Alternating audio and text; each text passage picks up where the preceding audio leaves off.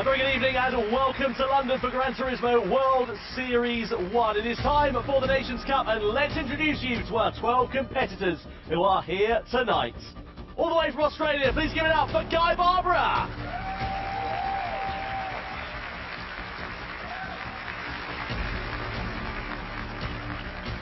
From Japan, it's Takuma Sasaki.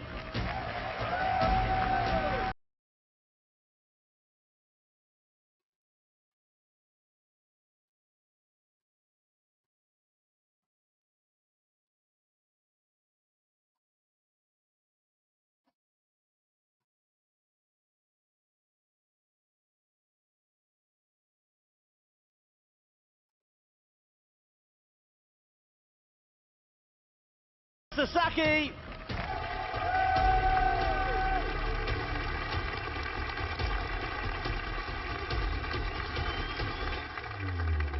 Next, welcome the fast Chilean Angel Inestrosa.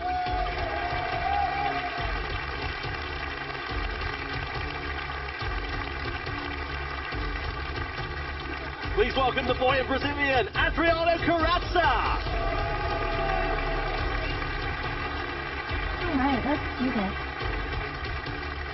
A newcomer for 2025, giving your all for the Canadian Samuel Cardinal.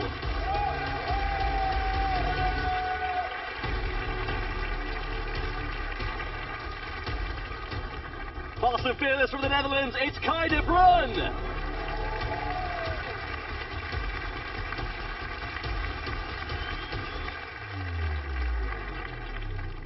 Part of the 2023 trio of champions from Spain, it's Paul Ura.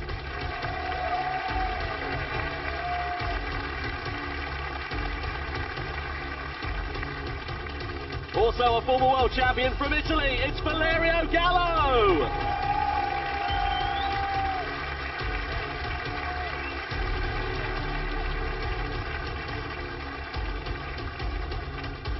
Next up from France, give it your all for Thomas Labousselet.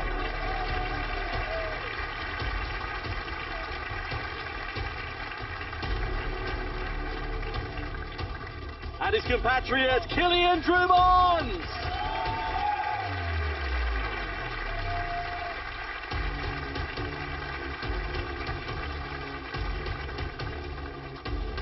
Also part of the Nations Cup Championship trio of 23, giving your all for Spain's Jose Serrano.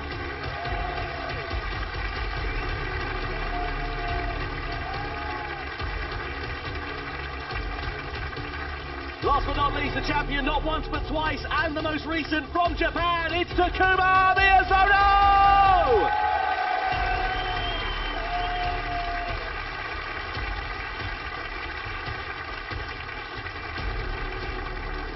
And now, ladies and gentlemen, we ask you to stand, if you're able, please, for the national anthem of our host nation here in the United Kingdom.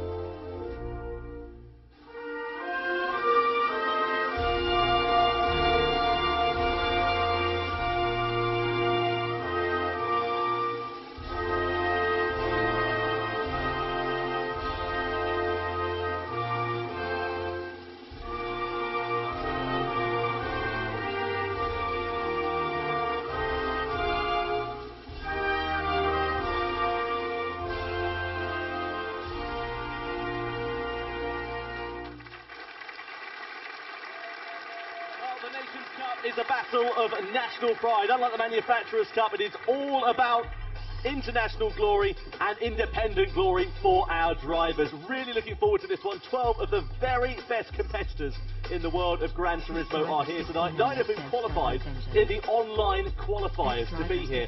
Jimmy, I can't wait for this one. Well, as you said, we have 12 of the best Gran Turismo drivers here in the world ready to put on a show for you guys. We've got Takuma Miyazono, who did so well in the Manufacturers' Cup that we just saw there as well.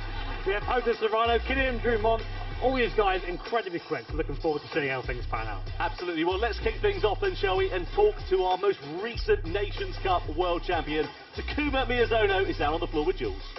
Hi, yes, we are down here and ready to kick things off. But before we get right into it, we thought we'd have a chat with one of our, I don't think oldest, but our longest serving drivers, with one of our fresh new ones. Yes, Samuel Cardinal, this is your first time. You've been waiting to hit 18 to come and compete because you've been really fast online. It's been a couple of years, really great to be here. Thanks for the invitation here. Definitely looking forward to kick it for the first one. I think you're going to do good. It's a very friendly, a competitive yet friendly atmosphere. But Takuma, you've raced so many times for us now. What advice do you have to Samuel for his first one?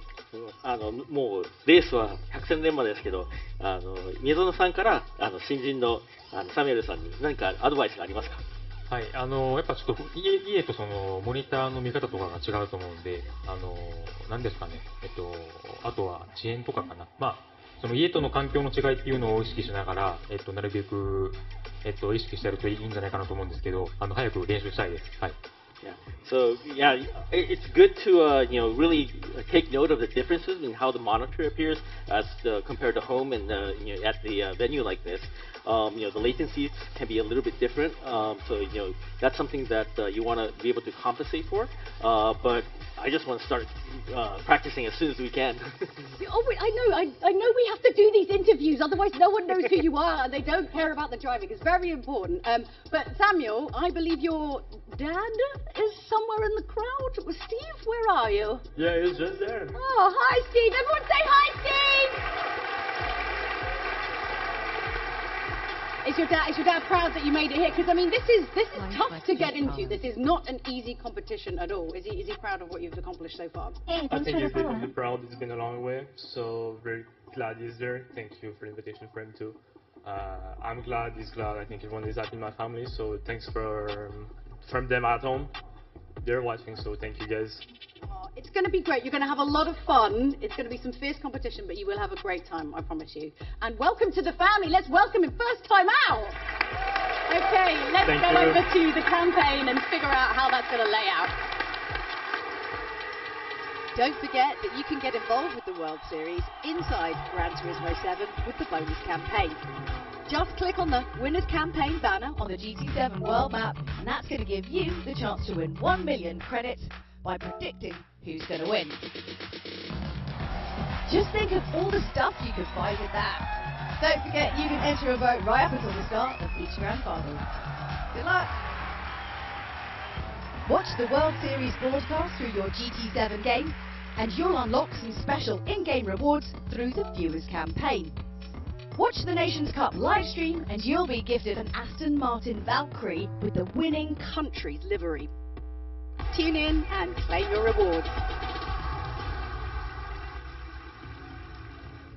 So yeah, some great stuff that you can win just by being part of the GT family. Now, if you missed any of last year's action, let's have a little bit of a recap. Let's get up to speed, shall we? Come on then. Hello, welcome back to the Gran Turismo World Series. Nations Cup back to its original format, single driver now.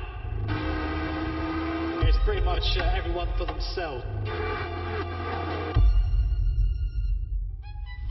2024, the 7th year of the Gran Turismo World Series, kicked off right here in Canada. The best sim racers in the world landed in Montreal for what was always going to be a hotly contested season of racing. Trying to take advantage, trying to get his move done on the inside of Roach. Oh, this is getting very scrappy indeed. Serrano's going to be wide to that, goes to the defensive line, tries to park it on the outside. Miyazono goes to the outside line, side by side they go, down into the chicane, and Miyazono leads!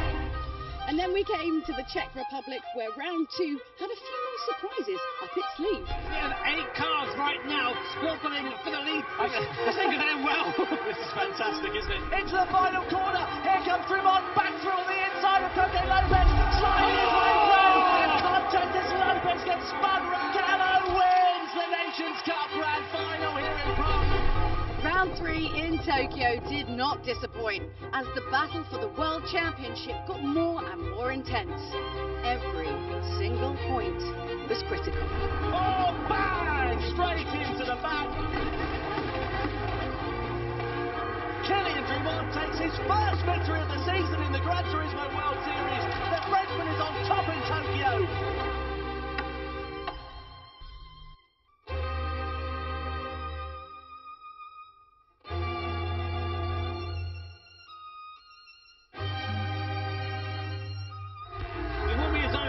Into the chicane, he's looking at it. Oh, he does! One more straight to go there to define the 2024 title in the Nations Cup. Mirza then pulls out the slipstream and signs his way past and strikes through lines as well.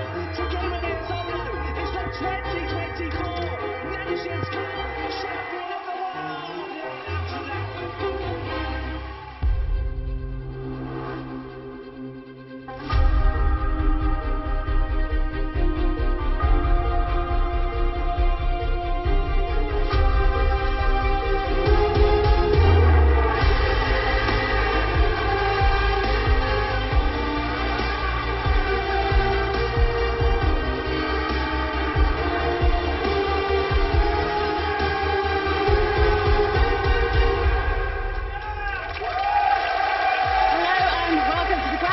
World Series Round 1 Nations Cup.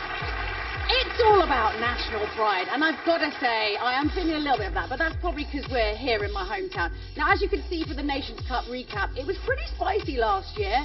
Obviously, we had Miyazono, who was always on like incredible good form. But, you know, Drummond was not so far behind. Like, he could almost taste it. And I think, like, what we're trying to see this year is whether he can kind of keep his cool under pressure and get that win that he's been aggressively chasing over the past few years. What do you think? Do you think he can do it? Well, okay. I mean, Miyazono's pretty strong, so we'll have to see how it's going to shake out. Yeah, you're going to see some fantastic racing. Let's have a little bit of a look at the competition format. The Nations Cup features the best 12 drivers in the world from the 2025 online qualifiers. 9 countries are participating in the Nations Cup World Series this season. Spain, France and Japan are the most represented countries, with 2 drivers each. All of the drivers will get the chance to set a time over a one-lap attack to determine the grid for the sprint race. In the sprint, drivers will get behind the wheel of the Aston Martin Valkyrie, and how well they perform will determine their spot for the start of the Grand Final. All 12 drivers will battle it out in the Grand Final, with only the top 6 securing World Series points. On top of getting 6 points, first place gets a shiny trophy and is declared the winner of Round 1 in the Nations Cup World Series 2025. Well, that's the competition format, and here are the stops on the 2025 Gran Turismo World Series calendar. Of course, we're kicking off tonight here in London. In September, we go to Berlin for round 2, and then it's all the way over to the west coast of the United States of America as we head to Los Angeles at the beginning of November. And then the season is bookended by the World Finals in Fukuoka, the last weekend right before Christmas. Hugely excited to see what's going to happen, and look at these cars here this weekend. We're at the Television Centre, the former home of the BBC. Some amazing cars on display. JB, you in particular loved that Toyota. Yeah, we have this gorgeous Valkyrie here. I was like, nah, not interested. Show me the box in the background. Show me the Corolla. Awesome cars out front, including a very, very pretty RX-7 as well. Yeah, it was hugely exciting to see all of those cars, and it just everyone fawning over them as well. The thing is, I was looking at that Valkyrie saying there's no way you can get that over a speed bump, but actually the nose does raise up. Apparently it looks like an off-roader or something. Yeah, I've no idea how I got it still. But not the sort of car if I was to take to Tesco. I'm just glad it wasn't me who had to drive it in.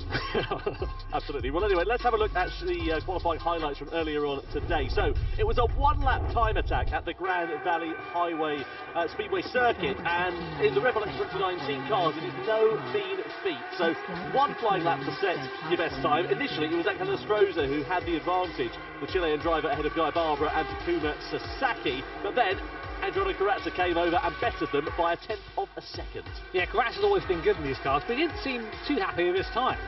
But this is possibly why. Here comes Paul Ura, also someone very good in his X2019s, just about pips Corazza at the line. A 1:25.2, good enough for the time of provisional pole, but no one seemed very happy, do they, Tommy? His provisional pole doesn't seem to care. No, it was all eyes on Jose Serrano. He was one of the last drivers to set a lap time in that session, and the Spaniard was on an absolute flyer. A tenth of a second was the advantage he picked up in the final sector, and he carried that all the way to the checkered flag to claim provisional pole position in the qualifying session. You can see what it meant for the young Spaniard.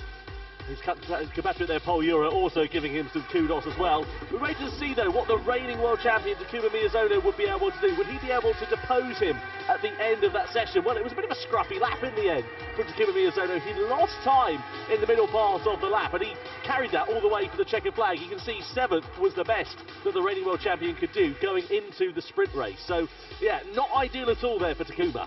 Yeah, but Serrano, of course, evidently very happy. Someone very quick last year in Nations Cup in 24, looking to do well here in 25. Here are the qualifying results as they are in full. The two Spaniards, Serrano and Nura, booking out the front row. Karatza and Drummond in 3rd and 4th respectively. Mutale and Estroza there, 5th and 6th. Good qualifying from Estroza. Middle of the grid there. Yeah, good qualifying also from Sam Cardinal down there in 12th place. I know he's last on the grid, but he's only a tenth of a second away from some very regular drivers in the GT World Series. Yeah, he won't like that, Tom. No, of course he won't.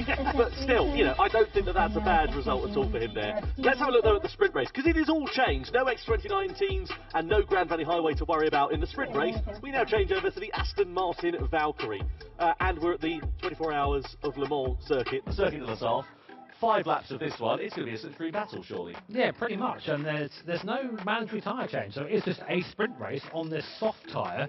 And as you say, Tom, it's slipstream central. We've got 3 or 4 massive straights around here, so car positioning is going to be very important, as is battery deployment. These cars have a manual battery you can use as well, so using that in the right spot is super important to making sure you get a good position around here. Well, the Aston Martin Valkyrie is the car the drivers will be competing in. Of course, we're in the United Kingdom. We've got to have an Aston Martin at some point, haven't we, really? The drivers have been able to get a good idea of what it looks like close up here in London with all the cars we've had on display. In terms of racing conditions, though, I think it's going to be a bit of a spicy one, this, because, like I say, it couldn't be more different, really, from the X2019 in terms of power delivery, in terms of just the whole format of the car, really. Well, look at that, 1,500 horsepower here. That is a lot of power. I ain't got to tell you that. I've been told that this car, with the battery help, can get up to nearly 400 kilometers an hour down the straight. So it's going to be a rapid lap around here, regardless. Then add into that, trying to jostle the position with everyone around you. It's going to be hectic. It's going to be a fun one, this one. Yeah, absolutely is. Looking forward to see what's going to happen. A 5-lap sprint, and as you said, no worries about tyre changes. What this race will do is determine the grid order for the grand final. So, of course, you want to be, doing as good a job as you possibly can to get as high up the order as you possibly can. Drivers are getting their last bits of practice in ahead of this sprint race. So, what do you think is going to be going through the mind of the likes of Jose Serrano? He's starting at the front of the grid. Is that an advantage, though, going into this? That's the thing around here. We just spoke about slipstream. Being at the front is great for for bragging rights for qualifying, but you're going to be the person punching a hole in the air for all the cars behind you. So probably not the best place to be, but there is no best place to be. I mean, to be honest, if you're Kaja Bruin or Sasaki or Sam Cardinal, they're starting a bit further down the grid. Having this sort of toe act is a bit of an advantage to be able to get in and maybe make up some places. Well, track limits have also been a big point of contention during qualifying as well. We were watching some drivers practicing at this circuit earlier on, and I think about half the grid had a half-second time penalty at one point or another. It's on the longest straight on the circuit where that penalty has to be served as well, so it can cost you, if you feel bunched up, 3 or 4 places. Yeah, exactly. I think that's part of the practice. You go and find out just where you can maybe take a bit more curb than usual, and then when you're going to get slapped for it with a penalty. Penalties are awarded automatically in game, so there's no judge of fact. It's either you get one or you don't. So that's something that could really affect the racing here today. Absolutely. Looking at some of the other drivers a bit further down the grid as well, former world champion Valerio Gallo, he's right behind Takuma Miyazono in 8th position, so he'll be hoping to make some forward progress from there. In terms of the lineup, is there anybody that you were surprised maybe could have done better in qualifying than they did? You know what, someone who had a really good run of form in the last year was Guy Barbara. He was always qualifying top 3, top 4. He's right down the bottom here, qualifying in a P10 there, so a P9, sorry. So not a great qualifying session from him, but maybe we've thought. We know he's aggressive, we know he can do that, so keep an eye out for him. Well, the field spread was incredibly close, half a second separating 12 drivers. I mean, that is very, very tight indeed, and indeed 0.2 of a second separating the top 5. So, yeah, you couldn't really ask for much closer, to be honest. Not really. The guys right now, at the moment, just having that last little bit of preparation before we get into the race. Completely different from being at home. A huge crowd here behind cheering them on. Very hard to drown those out. But that's what we have those lovely headphones for. They're pretty good at noise cancelling those. But just get into the race now. Absolutely, drivers then ready to go. here in London. Gran Turismo World Series Nations Cup sprint race to the side of the grid for the grand final. It's about to get underway.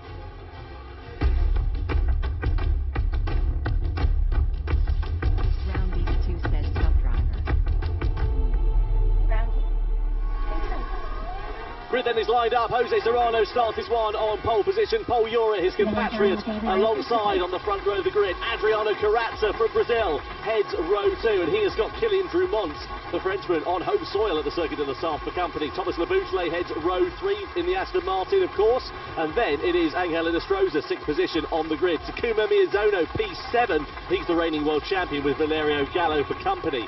Completing the top 10 is Guy Barbara, the Australian, and just on the fringes of it is Takuma Sasaki, who will be hoping for better fortunes in the race. Kai de Bruin lines up P11, the Dutchman, and then 12th position is the newcomer, Samuel Cardinal, the Canadian, is at the back of the field. So, soft tyres for the drivers, 5 laps and a rolling start here, Jimmy. Yes, not really much you can do in terms of strategy. It is just, as suggested, an all-out sprint race, all about pace here. So, will we see the two Spanish drivers work together as we have in the past? Will we see Carrazza get into the mix, and will we see Miyazono move up? All remains to be seen, but 5 laps time we're going to have our grid for the grand final. Absolutely. How important is this for the grand final, Jimmy? Because the circuit we're going to be racing on, completely different in terms of characteristics. Yeah, I mean, here overtaking is fairly easy with a slipstream, but the Grand Valley circuit, a bit later on, much tighter, much twistier, and getting by someone there is completely different. So getting that qualifying position here is going to be super, super important. Absolutely. Well, there is Guy Barbara. He's starting a bit further down the order than he would like. Let's see what forward progress he can make over the course of this one, as Jose Serrano leads the field to the timing line. Paul Ura follows him, and Adriano Carrazza, as we get the sprint race underway here. The Nations Cup Gran Turismo World Series in London is go, as Serrano leads them up towards the Dunlop curve, and as they head into the chicane, is everybody going to think about a move on the brakes? Well, the rolling start spreads the field out a little bit there, so there's no dive-bomb moves, but Carrazza gets tagged there by Drumont into the first corner, just sends the Brazilian a little bit wide and might leave him under a bit of pressure in turn. What that has done is allowed Serrano and Ura a bit more of a gap at the sharp end, as it's all bottlenecked up behind. Yeah, this is exactly what the Spanish drivers wanted at this point. They wanted to have that gap straight away. Carrazza's given it to Laboutele there in 4th place. Now we get into the first big slipstream part of the circuit. These guys also have a battery to use too, so they're all in the battery right now, up to speed, 360 kph, 370, 380 like it's nothing. Over 400 kilometers an hour now as we go side by side down to the first Mulsanne chicane here, 3 wide. Someone's got to break first, and Drumont is on the inside of everyone, up into 3rd place, but now there's carnage in the back. Carrazza's off everywhere. Carrazza's off, and he's off in a big way as well, right down to the back of the field. Inestrosa also caught up in some strife there, as well as he dropped right down the order.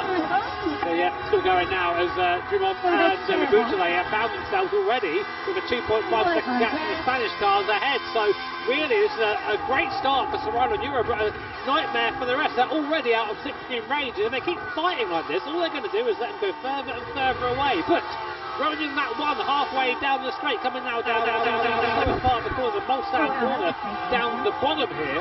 Heavy braking zone, great place to overtake, but right now everyone seems to have, I think, got through okay. We've lost Carrazza, 18 seconds down. Nightmare start for him, Tom. Yeah, not ideal at all for the Brazilian driver. He always seems to be in bother, and I don't think that was particularly of his own making there, unfortunately. Meanwhile, further back, you can see driver getting pretty close for company. Let's have a look and see what happens. So Drumont's going to send it through on the inside into this corner. He goes up ahead of Laboutele. Keep an eye out for Carrazza, 3rd in your picture. He biffs it into the back then of Laboutele, and then gets tagged by Inestrosa behind, who in turn gets hit by another driver there as well. Miyazono might have been the one that started that off. I mean, it's quite difficult, but the upshot of that is Kai de Bruin in 5th place has come up from 2nd to last. So Kai de Bruin, the Dutch driver, with a fantastic start there. You can see the battery being used, and you can see exactly what I thought.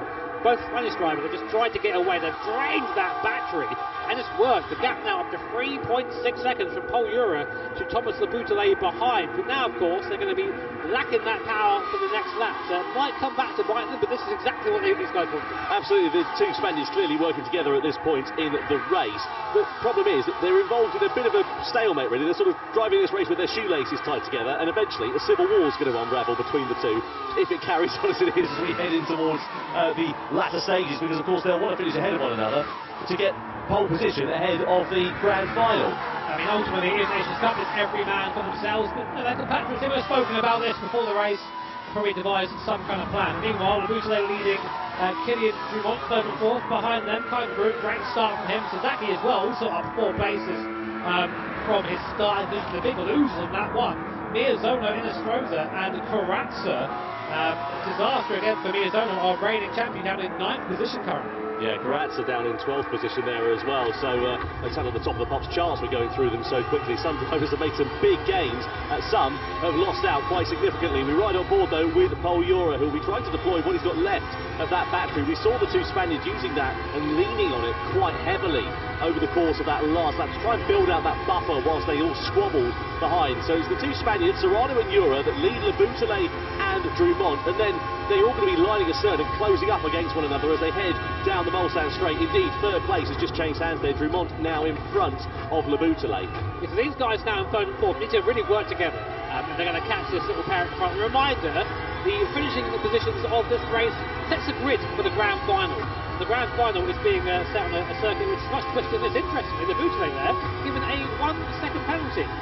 Maybe for his part in what happened at the start there. Must be. I admit I'm not entirely sure what that's for, but that does mean though when we get to the penalty line, Serrano's gone deep there, and the second Mulsanne chicane. That's now Paul Ura right back onto the rear diffuser on Serrano's car, and just like that, the lead ties back up again. Yeah, so close quarters here between these two at the moment, so let's see whether Ura is going to think about finding his way through. If I were him, I'd just be sitting in his wheel tracks waiting for those mistakes to creep in and just trying to use the advantage of that slipstream. You know, he's going to be saving his tyres. You can see Serrano again a bit wide through the right-hander there, and that's just going to be costing a bit of time. But look at the penalties that are being picked up here. De Bruyne's got one, Boutelet has got a 1-second penalty there as well. So Boutelet, we know that's for the contact. De Bruyne, presumably, that must be for track limits. Man, these guys are almost costing each other a chance at the win here, picking up the penalties, because they're going to have no one to work with going on the straight here. Here is Kai de Bruyne, and that's outside your screen, alongside Thomas Boutelet. Now, they'll come out of Arnage, which is the slowest corner on the circuit, this right-hander here, and then immediately be hit with a 1-second slowdown, where the brakes are applied automatically for 1 second. The car goes around, you can go through. Here it is. Here's the line. That's where sadness starts. So it's not just a second of slowing down, you have to then try and get back up to speed again. So just like that, Boutelet and De Bruyne go back down to 7th and 8th position. Yeah, Boutelet means dropping down those positions means that Dumont loses his ally, essentially, doesn't he, there really as well. So those two cannot work together. Meanwhile, we see Serrano still under pressure here from Ura. The compatriot has not found his way past as it stands. These two, of course, they know how to work together as a team. They were part of the Spanish lineup that won the Nations Cup back in 2023. And let's see how they unravel here in this race. Through the forward chicane we go, across the timing line, all ready to begin lap number 3. They get on the loud pedal and on the battery. You can see the crowd here watching on in London. They're absolutely loving this one. Miyazono is picking up a penalty, and also Barbara there as well. So these must be track limits penalties, because we're not seeing anything coming up on our screen saying that there is an investigation underway for any kind of contact or incident or something along the lines of that. So we were talking about it prior to the start of this race, Jimmy, and indeed it's coming true here now as well. It's so easy to pick them up. Carpenter's got them as well now. So 3 drivers currently out there now with cut track penalties. And this is the thing, you're really trying to maximise everything around here. The level of this competition is just so high. So if you can just find that extra half a tenth somewhere on a curve, you're gonna take it. Yeah, all track limit penalties are being told there. So a real shame for those guys. So, look at Takuma Sasaki. What about Valerio Gallo? Is he going to find his way through? Oh, hang on a minute. Here comes Ura as well, right on the back of Jose Serrano. Does he go for it? No, he doesn't. He backs right off going into the braking zone there. Doesn't need to go for it, does he? I mean, like, if you're Paul Ura right now and you want to win this race, what we have to do is stay behind Serrano, save your battery, and then just ambush him on the last lap, and there'll be nothing that Serrano can do about it. Although, who's to say Serrano isn't safe battery too? But these guys, they don't want to. Oh, there you go. We're seeing a change in position there. So Paul Ura now going up into the lead. That seems orchestrated to me. These guys definitely have a plan, don't they, Tom? They've got to. No doubt about it. De Bruyne, meanwhile, dropped down to 11th place. You were waxing lyrical about him on the opening lap there, Jimmy, and unfortunately he's now down in second but last. I think he was involved in some contact with Guy Barber potentially, who sent it to the inside. Yeah, the door was always going to close there, unfortunately, and it sent De Bruyne round like a tabletop, unfortunately. Oh, and it sent Barber into the wall there on the second phase of that Porsche curve. No, that's a big repair, Bill, to Valkyrie, I'll tell you that. So, look at Takuma Sasaki. What about Valerio Gallo? Is he going to find his way through? Oh, hang on a minute. Here comes Ura as well, right on the back of Jose Serrano. Does he go for it? No, he doesn't. He backs right off going into the braking zone there. So these Gallo still sits on the back here of Takuma Sasaki down into the Mulsanne corner. Brake disc glowing red there. Sasaki a little bit wide onto the curb on the exit. That might compromise his run as we head up towards Indianapolis then. So Gallo in the wheel tracks, in the slipstream. He'll want to try and find his way through on Sasaki before too long. And indeed, he pulls alongside him now, looks for the inside line into the right-hander. And before we've even made it there, he's got through. Such is the straight line speed advantage with that slipstream. His next target will be Kylian Drumont, who's about a second or so up the road. So Gallo, what do he need? Oh, he picks up a half-second penalty for track limits, though. It's one of those things, isn't it? It's a shame for Gallo to get a penalty like that, but yeah, you've got to watch out. They all know where the limits are, and that's it. But that means Sasaki will be released. Sasaki up 5 places from his grid position, so a great start from the Japanese driver, but at the moment, it just seems that Serrano and Ura have this one already sewn up. Yeah, plethora of penalties coming in. The timing screens lighting up like a rental car dashboard here at the moment. Such are the drivers that are just really exceeding the track limits, unfortunately. Yeah, definitely is. That's why I can't get higher cars anymore. Miyazono, meanwhile, he's not made much of an impact on this race, has he? Barbara picks up a 3-second penalty for his part in that collision with Kai de Bruyne that we saw last lap. So he'll be very disappointed with that. Not only has he lost time on track, he's now going to lose positions here to Inestrosa. Don't think he'll lose out to De Bruyne, but yeah, not ideal at all there for the Aussie.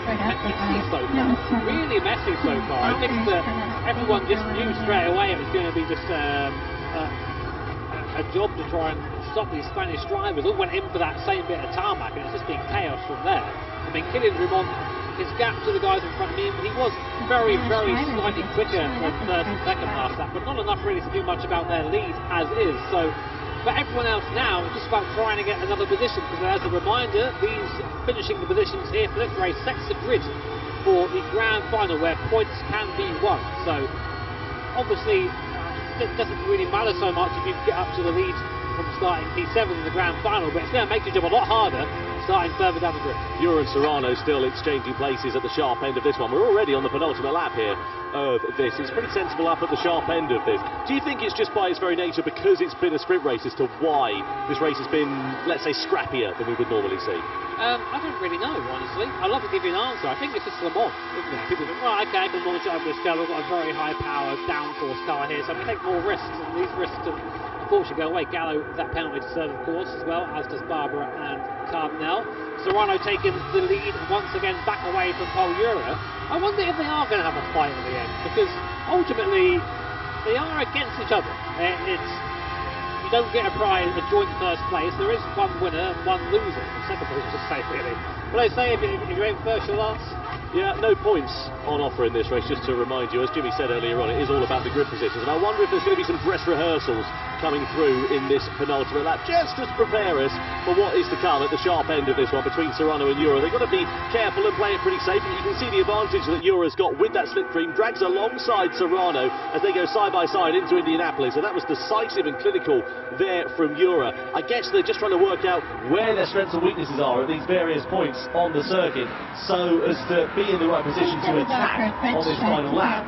So fast around him. 3 minute 4 second lap time from our leader last time around. Kylian Drumont there, giving chase. And to be fair, he is making inroads.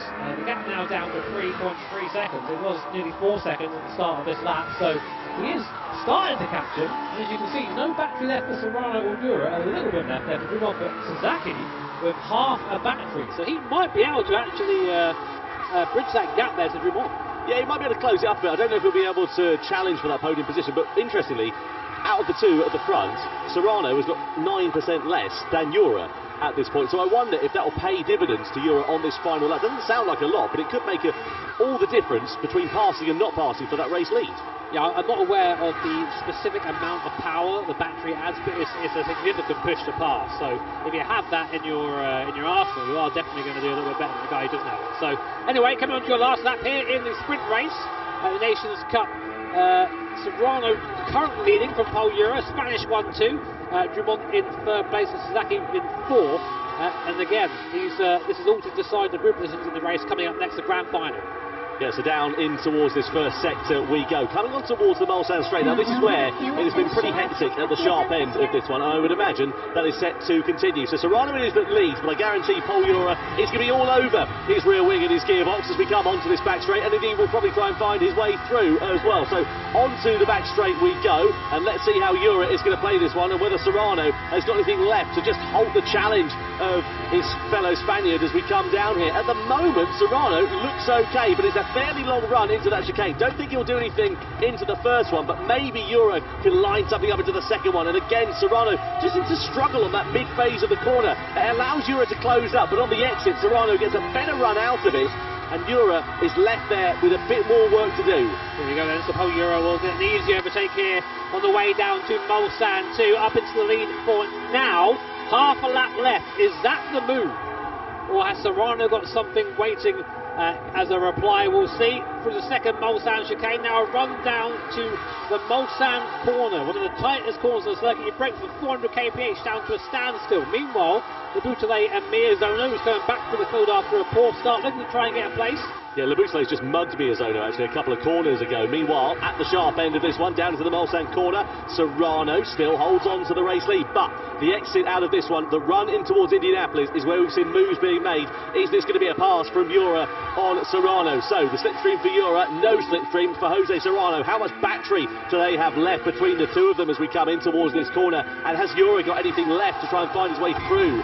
They've got to be careful here because they could quite easily take each other out of contention here when they are in a comfy 1-2. So it's basically who wants first the most, I guess, and who's willing to give it up, because if they really are scrapping, there's a chance they can have each other off. We've seen it already up and down the field, but this really right here is going to be the last chance to overtake. Serrano had a great action there. Paul Ura really struggling for traction, but Ura is now on the battery and has the tow. The gap is coming down, but I don't think he's going to get there in time, Tom. Yeah, so coming down into this final sector then, Serrano versus Ura. This is for pole position. The grand final! A late lunge to the inside there for Ura against Serrano, but the door very firmly shut by the race leader. They skimmed the wall on the outside, and now just 2 sets of chicanes remaining, and Serrano with enough of an advantage, unless he runs it wide or Ura goes for a dive bomb to the inside, but I don't think Ura's going to be close enough. Serrano has got track position. He's got enough in his back pocket to just cruise his way through these final chicanes, and unless he fluffs his lines, which he doesn't do so,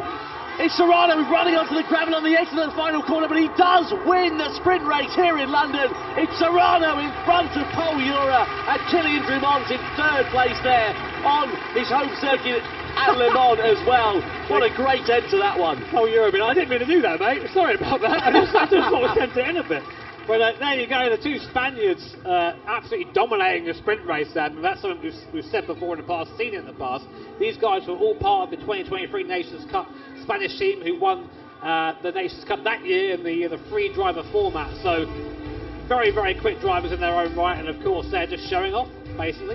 Yeah, that was spectacular stuff from those two drivers. The upshot is it is Jose Serrano who will line up on pole position for the grand final in a few minutes' time. Great job from Paul Ura, great respectful rating. I have to say, I thought that was a heck of a lunge from Ura, but if indeed it was just a mistake and he just misjudged that corner, then, you know, fair play, those things do happen in racing, but really good respect between those two. Yeah, nice to see you. If you expect nothing less, I mean, Miyazono there, probably my I think disappointment. I didn't really see, he didn't really come through there, did he? He had loads of problems and just didn't quite get the package together for the race. Here's a replay of a start. This is where basically the race was won. But the Spanish guys, Carranza and Estroza, Miyazono, kind of Bruno, all getting together there, with Carranza there being shoveled off and pretty much out of contention straight away. Yeah, absolutely right. This is a great battle that we saw between the two Spaniards. They worked together so nicely while they were all beating each other up behind. Unfortunately, Guy Barbara managed to career into the side of Kai de Bruyne. In turn for that, he got a 3-second penalty and was demoted right towards the back of the field. We wondered how this one would bubble up between the top two, whether the gloves would start to come off, but they were fairly respectful throughout. They were giving as good as they got. As we came onto the final lap, this was the move that Ura made on Serrano, but at the very next straight, Serrano was back through, and that is where he would stay until the checkered flag. I got a bit excited because he ran a bit wide at that final corner.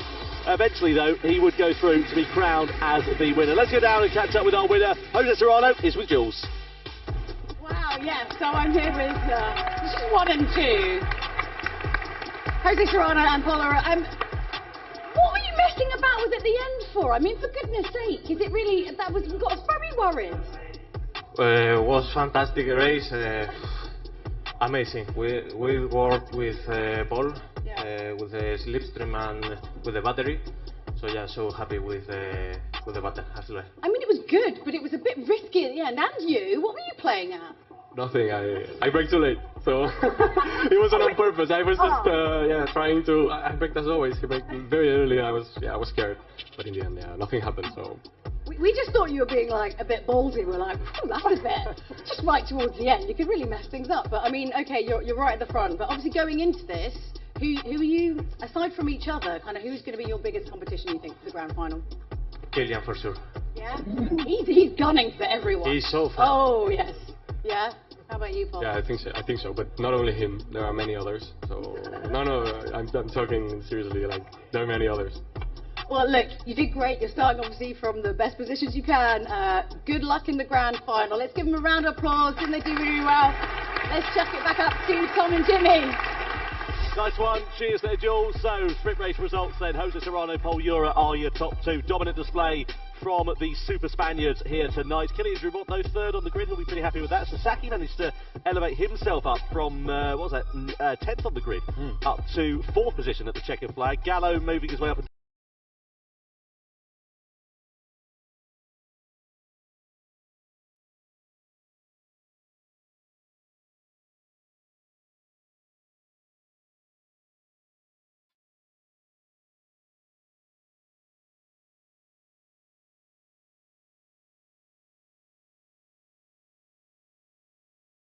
Checkered flag. Gallo moving his way up into 5th place.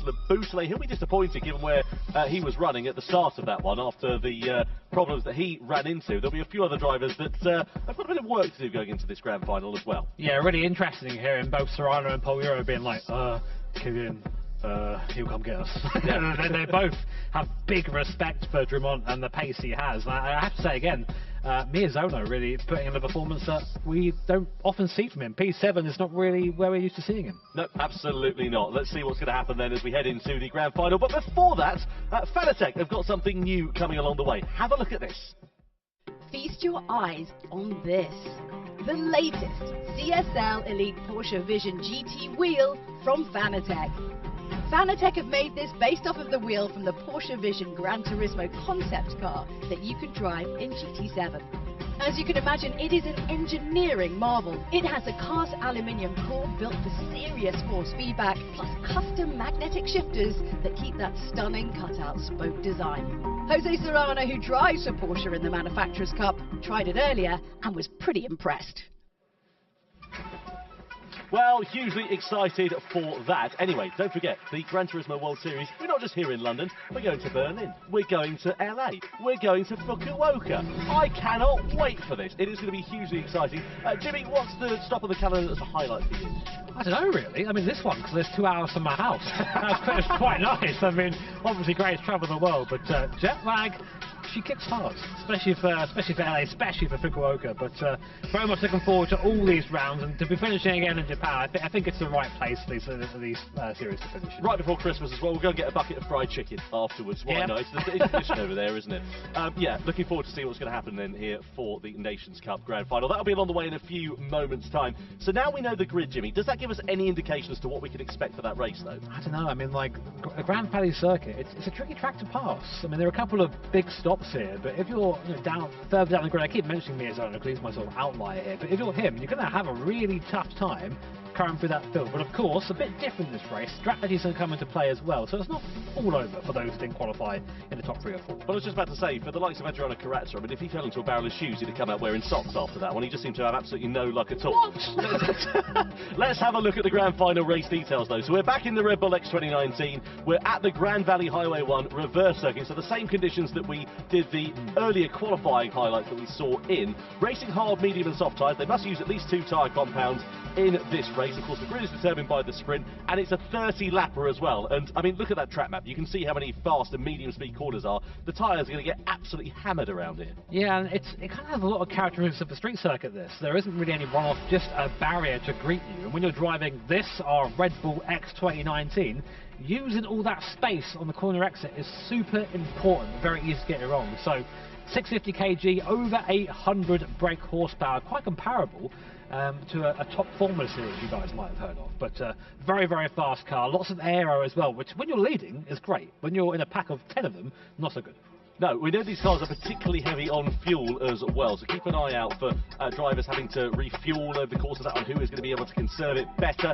This is what we think in terms of the strategy now. We've had a look at these before, and they've proven to be, I don't want to say inaccurate is the impolite word of putting it, but drivers seem to sort of have a look at that and say, yeah, do you know what, I can go for 10 laps on the soft tyres, it'll be fine. What do you think is going to happen, Jimmy, if you look into your crystal ball? Oh yeah, Mystic Meg here. I don't know, it's a tough one, because I think that we have such a long pit loss time, 21 seconds, plus the stop duration. That's a long time in the pit box. And is that really worth a couple more laps on the soft tyre? So I think for me, the middle strat's the most attractive one, a bit longer than the mediums, and have a fast stint on the softs at the end.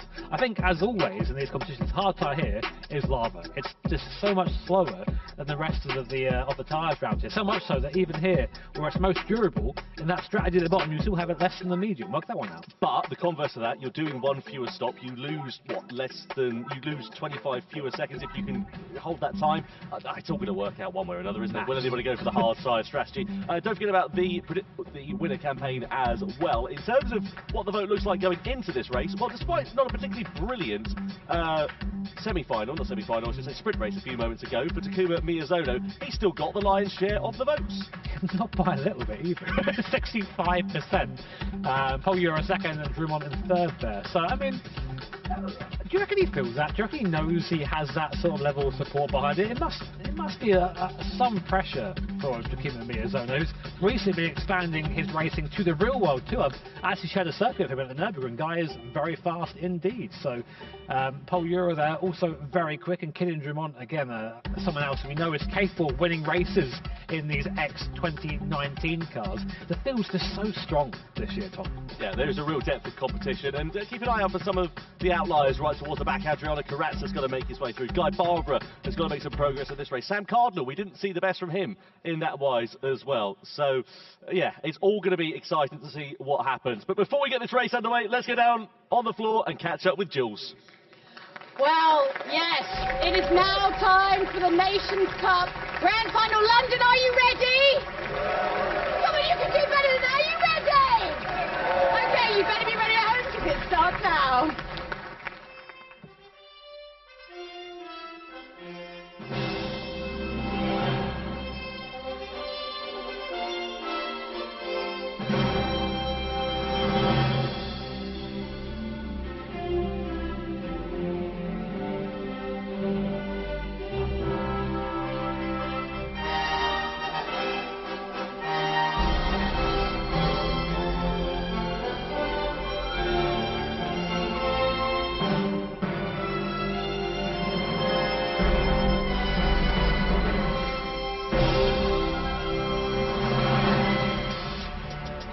Well, it all comes down to this then. The Nations Cup Grand Final is along the way in a few moments' time. Takuma Miyazono, last few moments to try and get himself ready and focused to go for this race. But here is how the grid will line up. Lots of action to come at the Grand Valley Highway Reverse Circuit in the Redbull 2019, and Jose Serrano has got a clean view down towards that first corner. His compatriot Paul Euro alongside him. Brilliant they both were in that sprint race a few moments ago. Kylian Drummond heads row 2, and he has got Takuma Sasaki, who made his way up from 10th to 4th at the checkered flag. Gallo lines up P5 at the head of row 3, and alongside him is Thomas Leboutelet. Next up, Takuma Miyazono, the reigning world champion. Not been his day so far in the Nations Cup. Can he make forward progress from there with Angelina Stroza for company alongside? Guy Barbara just on the fringes of the top 10, and completing it is Kai de Bruyne, who we saw in the wars in the sprints. And also Adriano Carrazza, he'll be wanting to move forward from 11th position. And Sam Cardinal, we haven't really seen much from the newcoming Canadian here. And we do now see a look at the tyre strategies, Jimmy. Lots of drivers starting on the medium tyres, but a few on the hards as well. Yeah, I mean, I think you take a stab at it, right? If you're not really at the front of the field, maybe just bolt the hard on, get rid of it, and then hope for the best. I mean, we'll see how that strategy plays out, but this will also be the first time the other competitors to see what the other drivers are on as well, to get an idea of their strategy. But Serrano, Euro and Drummond opting for that medium compound tyre, so they'll be looking to get some space at the start, but the Boutelet is going to be the cork in the bottle for the midfield. They always get by him as soon as possible. He's going to be very slow at the start on that hard compounded tyre. So a rolling start then for the drivers in this race. We'll spread the field out down towards that first corner, but crucially, who is going to be leading when the checkered flag falls here in the Nations Cup? We're about to find out. 30 laps of action to come for our drivers, and of course they must use 2 or more tyre compounds in this race. Very hard wearing of the Redbull X2019s on their tyres, but the grand final for the Nations Cup in London is underway as Serrano leads the field towards the first corner with Paul Ura, Kylian Drumont, Sasaki Gallo all in tow behind. All of those top 5 drivers on the medium compound tyre. Keep an eye out for Laboutelet. He's sort of the cork in the bottle for the drivers behind because he's in 6th place on the slower, harder compound, and it really does bottleneck up between these first couple of corners. But a clean start at the sharp end of this race means that Serrano leads from Ura. Yeah, Gallo there just about staying ahead on the Boutelet, but as you say, really, really difficult through their first lap. All the cars vying for that same bit of tarmac. Drumont there just sitting behind Paul Ura for now. Guy Barbara already up 2 places, as is Kai De Bruin on that soft compounded tyre. Keep an eye out for Kai. He's the only one who's looking for that soft tyre early, so he's been very fast here, but won't be able to use the best of that tyre in clean air. But it looks like Serrano right now actually a little bit slower and struggling there on exit of the corner, getting those wheels up and the rear tyres spinning. Maybe not quite got the temperature in those medium compound tyres yet. Well, the cars are great when they've got aerodynamic grip, but when they're in these slow corners, they're particularly difficult to drive because you haven't got the air flowing over the car, and there's just not the same levels of downforce that you would be contending with. Laboutelet, meanwhile, is dropping down the order. He's down into 10th position, so that's to be expected because he's on the hard compound tyre relative to those on the mediums around him. So he's decided to take the pain in the early stages of this one in the hope that the race will come back to him a little bit later on. The converse is happening for Kai De Bruin. He's hoping to make progress while the field is all bunched up, while he's on the soft tyres and he's on everyone else is on the medium tyres, as we see Ura going at the start of lap 2 for the race lead against Serrano. Yeah, straight away, straight by goes Paul Ura up into the lead. Drumont now having to defend from Sasaki, coming into a very, very difficult braking zone down here into this really tight. It's more than 180 degrees of rotation through there. Serrano keeping 2nd place from Drumont, who's now right there. And they both, the Spanish driver said there before the race that Drumont is the one they are looking out for. He is the driver they fear. So trying their best to keep him there for now, but the first 5 cars all glued together, and De Bruin up into 5th position. Yeah, making good progress there is Kai De Bruin. What's happened here with Miyazono and Laboutelet? Laboutelet got 5th by Miyazono into the back there. Did that cost him a bit of time? Well, actually it helped Laboutelet a little bit because it drawn him through alongside Valerio Gallo. Guy Barbara, hello, stays left, he goes through. On Miyazono for 7th position there as well. So that just goes to show, when it all bottlenecks up like that in those tight and twisty sections, one mistake can cost you very dear. Yeah, it can, and Miyazono there just getting things a little bit wrong. Kai De Bruin up into 4th place. He is charging right now, really making the most of this soft compound tyre. The others are almost standing still by comparison now. Coming to the top of the circuit is the left hand, and it's Kai's going to look up the inside. Can he make a move on Kylian Drumont? Not quite close enough for that, but he's going to have a great exit here using the traction of that soft compound tyre and the toe, and he might have a go here on Drumont as he comes across his start-finish line. Onto lap 3 we go. Kai De Bruin to the inside. See the indicator there flashing on Kylian Drumont. He's saying, you know what, mate, go by. I don't want to fight you right now. And Kai De Bruin now up 7 places from his starting position. Yeah, that's a great bit of strategy there from Kai De Bruin in the early stage.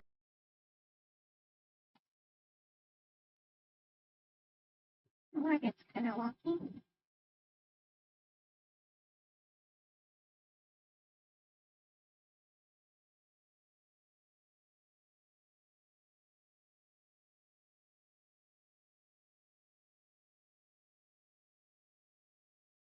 Kai De Bruin in the early stages, you can see he's a full-time automotive engineering student, so I wonder whether he's been putting that into practice here today. He's all over the back of Jose Serrano, sticking to him like a sweaty shirt at the moment as he tries to find his way through on the Spaniard for 2nd position. We're on the back straight in towards the left-hander who'll have more grip under braking and dives his way to the inside. De Bruin driving past Serrano like he was standing still. You know what, I was saying earlier that he needs to make the most of this soft tyre, and he's kind of doing it. He's just getting by people nice and quickly. And then, into the back of Paul Ura there, just showing the difference in speed on the apex end to the medium and that soft compound tyre. Actually caught Kai De Bruin out a little bit. And now, where will he pass? Because he needs to pass, he needs to put away. That's the scrap now for him on the inside. Is he there next time? Kai De Bruin goes from 10th position on the grid, up to first in just over 3.5 laps in that soft compound tyre. So let's see now what the Dutchman can do. Well, now he needs to pull out a gap, doesn't he, with Uri? He needs to stop fighting with him and use those soft tyres to the best of their advantage.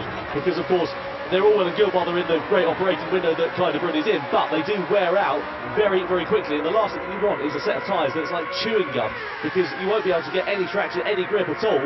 And they'll be all over the shop. Ura is not going to take this one lying down, though, as we come through into the tunnel at the start of lap 4. And he's in the slipstream here, is Paul Ura. Can he take advantage of the fact that de Bruyne doesn't have the hole being punched in the air in front of him? No, he's not able to find his way through on the Dutchman. So now Clyde de Bruyne needs to get his head down, needs to pull out an advantage to be able to salvage something later on in this race, because presumably, being on those soft tyres, he's going to have to go a stop longer than some others. So Paul Ura actually there was trying to get out of the slipstream. Probably thinking, what is he doing that for? Because he doesn't want to fight Clyde de Bruyne right now, because you can see there is an obvious pace differential. The worst thing you can do for the long race, you've got to look into the future, and not just the lap you're on, is just have that fight and lose that time. So good for Paul Ura. Serrano in third as well, still there. Dumont still there, as is Gallo and Sasaki. So here really your main contenders at the moment. Clyde de Bruyne is now in the process of starting to open up a gap, half a second now between himself and Paul Ura, but he is sort of putting these guys along a little bit. Yeah, the rest of the field on the medium tyres from second down to 10th, all pretty even. I have to say, de Bruyne, though, picking up a penalty for a collision with another car. Was that due to the contact with Ura that we saw in the last lap? Maybe? I mean... Let's have a look. The stewards know better. Oh, it was earlier on. So it was with Guy Barber, he just a bit into the back of him. That's pretty clear cut there. We missed that one on the broadcast. So Clyde de Bruyne, after having a great start, is now going to have a second penalty, which is going to pretty much get rid of all that work he's done and really put paid to the Dutchman's efforts there.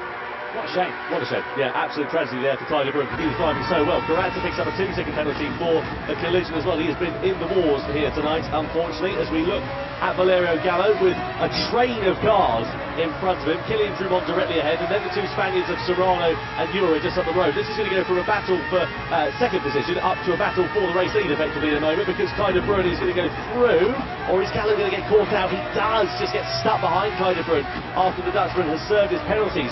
The question is now, though, has de Bruyne got any life left in those tyres to dispose of those top three once again? The problem is, as you said, Jimmy, all that hard work has already been undone, so now he's on the back foot. Yeah, it's not quite sure where his race goes from here. I mean, he will still have that soft tyre pace, so he'll be able to get by these guys again if they let him do it. But now, they've let him by once before. They don't want to do that again, because they are also looking after their own race as well. And getting out someone's way is always a costly time. But on board now, Clyde de Bruyne, look at the back of Kylian Dumont in front. Now, this is really one of the better overtaking spots up here. This hairpin in his reverse circuit. So we might have a look here. There's a big lunge up the inside. Wow, big move there by Clyde de Bruyne. I think he knows now he doesn't need to make these moves. He's going to make the strategy work at all. But Dumont did well there to open the steering and sort of let him by. There's a nice dive to the inside there for Clyde de Bruyne. The problem he's got is those tyres are going to be coming towards the end of their useful shelf life in a couple of laps or so. So he really does need to make haste and try and pull out an advantage. He's all over the back of Jose Serrano's rear wing and trying to find his way through on the Spaniard. A dive to the inside is what he needs, and he gets it done into second place there for Clyde de Bruyne. Yeah, nice. Clyde de Bruyne again having to do it all again. Will Paul Ura do the same and just let him through? I mean, it's great viewing for us having Clyde just leave the field and, and go back through it again periodically, but for him, yeah, to the inside there. Oh, and Paul Ura actually didn't see him coming. Clyde de Bruyne goes very wide there. Ura back up into the lead. So I think Kai thought he'd have the place definitely there, and Paul Ura turned in. I think to use an old adage that he got to the apex first, did Clyde de Bruyne. So I don't know, we'll see what our stewards think of that. Yeah, some aggressive dives to the inside there for Clyde de Bruyne. I mean, he needs to do that, doesn't he, really? But the problem is, like you say, he should be a second and a half, nearly 2 seconds up the road now at this point, and he's not. He's 2/10 up the road, which is going to be at a big disadvantage in a few minutes' time, especially those rear tyres, which are, as you can see, significantly more worn than the other drivers behind, come towards the end of that stint. So we are then coming on to the end of lap 7. Paul Ura and Serrano there. Still the front, really, when you think about it. I mean, Clyde de Bruyne isn't that soft compound tyre, but he's not utilised that to its best effort with the penalty earlier on for contact with Guy Barbara. On board with Skimming Miyazono, who is still here. Right, he's still here. He's just in the back of his pack. right now, biding his time. And Paul Urak is now fighting Kai de Bruin. He's had enough of sitting behind the Dutchman. I think now Kai's tyres are starting to go the other way. The soft tyres starting to wear, and there's more contact there with Paul Urak. Desperate driving now from Kai de Bruin, I think, Tom. Yeah, it's like giving Dracula the keys to the blood bank, this, isn't it? He's trying his best here to hold on to these positions, but I just can't see it working there for Kai de Bruin, unfortunately. He just cost himself so much time with that penalty, and he's now going to be a bit of a sitting duck to all of those drivers who sit in his wheel tracks behind. We'll just keep an eye on that for now. But this is actually quite nice for Paul Urak. He's got the buffer now to the rest of the guys behind him. So, not the worst thing in the world to have Kai de Bruin in between you, but still running strong at the moment. See this awesome Grand Valley circuit. I often wonder sometimes what would happen to barriers weren't there. It can be quite entertaining, but until wide it is over. Yeah, let's get good at swimming, wouldn't you? We'll find out how good the X2019s are at swimming, certainly. Let's have a look at something going on behind. This was, Miyazono with a lunge to the inside of Sasaki, and Gallo, I think, was just a little bit slower than Miyazono was expecting going into that corner. Miyazono nearly got two for the price of one, but eventually had to back out of it. Meanwhile, we see De Bruin going for a defensive line here against Serrano for second position, but just nothing doing for Serrano at the moment. But you would imagine, again, Kai de Bruin now coming on to lap 8. This is where we're expecting the soft tyre runners to come in, and De Bruin being the only one of those. Look at those tyres, they are significantly more worn than the others around him, and it's going to leave him vulnerable here. But I say that, he does get up ahead of Euro with the advantage of the slipstream, but has he got the grip then under braking to retain that lead? He does for now, at least. I wonder if they can make this tyre go 10 laps with soft tyre. That will change the landscape of the race quite considerably for everyone else around them as well. So Kai, I mean, he's not putting away, but he's still there. He's still in that little bubble of cars. If he can stay there, either hold them up or get towed along on this soft tyre, which is now starting to definitely fall away. His lap time much slower than the cars around him. Then he can still maybe make something of this, but it really just depends on the strategy of those around him. So right now, the race order is Kai de Bruin, Paul Urak, Jose Serrano, Killian Drummond, Valerio Gallo, and Takuma Miyazono, your top 6 at the moment. So we'll see if anyone else can progress from there. Well, keep an eye out for the medium shop runners behind as well, because I wonder if someone's going to try and go for the undercut, because you can see how close they are just in terms of the timing screen on the left-hand side. They're all within a couple of tenths of a second pretty much of one another. If you're Miyazono, if you're Gallo, for example, do you decide to pit a lap early, go for a faster compounded tyre in the middle stint, undercut everybody else when you're in clear air and just run your own race, get out of the dirty air, get out of the traffic, and try and make dividends like that, as we see De Bruin then coming into the pit lane at the end of lap 8. So those soft tyres have cried no more. Where's he going to go from here, though? Yeah, I think maybe I'd have to go for an aggressive strategy now, another soft tyre, and have a go at that. Well, now everyone is unleashed. Everyone's like, right, okay, here we go. Now they're fighting as we come down to the hairpin down the bottom. Drummond looking to the outside of Gallo. Gallo and Drummond now having a little bit of door-to-door contact or whatever constitutes a door in this car. And Miyazono now being mugged by Sasaki on the inside. The two Japanese drivers side by side. So now that Kai de Bruin's pitted, everyone's like, right, okay, race on, here we go. And now things are starting to get spicy. And Kai de Bruin, as we predicted, has gone on to another soft compounder tyre. Yeah, little blue touch paper there to Kai de Bruin coming into the pit lane, because look at what it's caused. Oh, Euro has a big wiggle there and loses positions to Drummond and to Gallo down to 4th place, and Miyazono fits it into the back of him as well. Miyazono, he's in the wars here for this one. We've seen a few aggressive dives to the inside, a few uncharacteristic errors from the Japanese driver, and that might be set to cost him a little bit here. Bro's got a snowplow in front of that thing. He's gone into the back of every car I've seen so far, but not enough. I think it's just racing contact at this point. It's nothing that deserves a penalty in my eyes anyway, but Miyazono now starting to make his play, I think, starting to make his moves. Paul Urak struggling a little bit. His rear tyres don't look to be in that too bad of a condition there. Maybe just having a little bit of a bit too enthusiastic on that throttle there. Well, there you go, we're just seeing it right now. Apparently it's Miyazono's dream to visit London, so now we can do that for you. I'm just wondering who's going to go into the pits. Guy Barber's gone for the undercut here, hasn't he? So he's gone for the medium tyre. Now where does he go? Surely it's going to be a set of soft tyres next up for him, or at least a set of medium tyres. He wouldn't go for the hards, that would just be I think daft, really, to be completely honest with you, at this middle stage in the thing, given how close the drivers are to one another on circuit. Let's have a look at a replay here for Paul Urak and see where his second place came unravelled. So he's going through the right-hander, and he's just going to have a bit of a wiggle on the power then here. Big snap from oversteer and a big save there, but loses second and then loses third. Well collected there. These slick tyres don't have any slip, really. You go over the grip threshold, and you're having a hard spin like that. So they won't collect that. So Frantic at the front, but I'm also having a little look down the back of the Bouteille and Cardinal. They're both in the hard compound tyres. Cardinal is staying with the Bouteille, which is good, a good performance here from our rookie at the moment. So we'll see what they do. They're going to get that hard car out of the way. I think hard then medium for these guys. Surely one stop for the Bouteille and Cardinal, whereas everyone else seems to be opting for maybe a two-stop strategy. We'll see how that pays off. See these medium tyres now are starting to get a little bit worn. A few missed apexes coming in from a few drivers here. So Barbara did go on to the soft tyres. He was the first of the medium short runners to blink in this race. He's got a 4.5 second buffer to kind of run in front. So that's working out quite nicely there for Guy Barbara. Can he use that soft tyre and the clear air to his advantage? If you're outside of a second or so, generally you're pretty safe in these cars to not worry about the dirty air and so on and so forth, which will just save the front tyres. The difference is crazy. You look at that right on the back of it now. Actually, with lifting the football, I think thinking, I don't really want to pass just yet.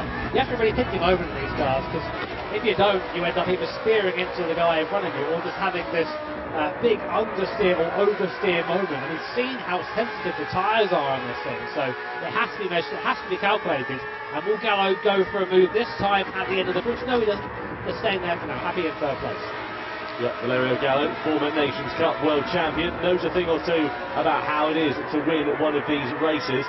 What about Kylian Drumont in second position as well? Again, he knows how to win a title, won it with Subaru in the Manufacturers' Cup before.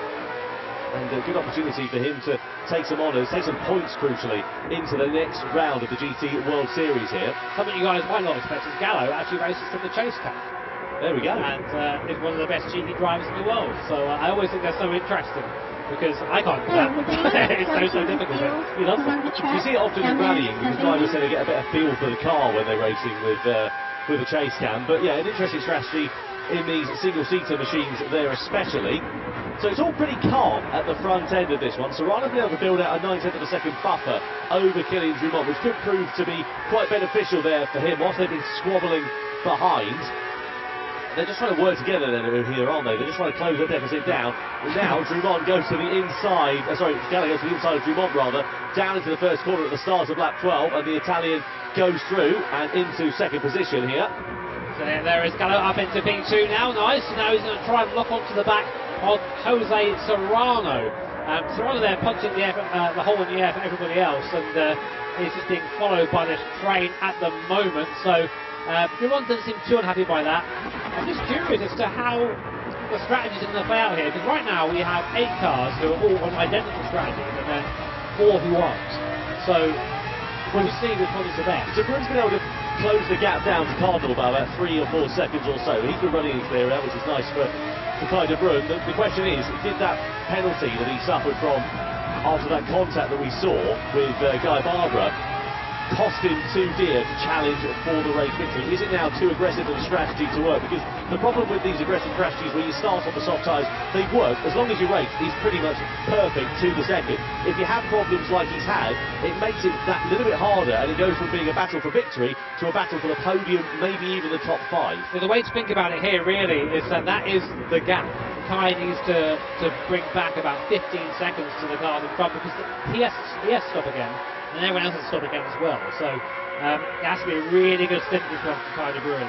But we'll see how that one progresses. Well, also, there's Drumont having another go at Gallo. Working together, I think, now. Yeah, they've got to be. You know, there's no doubt about it. The gap's down to under half a second, so these two just using the slipstream to try and take those chunks out of Jose Serrano and closing the deficit down. I was just about to say the hard runners have surely got to pit before too long, and they come in at the start of lap 13. Now, where are they going to go in terms of strategy? There's nothing in the rules that says they can't use the soft tyres, but obviously it would be completely pointless to do that, because the time you would gain from it would be offset by the fact you have to make another pit stop. Yeah, so Bouteille and Cardinal both going for the one-stop strategy. It is possible, I just don't know if it's going to be the fastest one, but it's a great, I love this element in these races, because think about it, in real life, drivers have a whole team to work this out for them, but you have to do it on the fly whilst you're driving and driving against some of the best drivers in the world, it takes such capacity to be a high-level sim racer.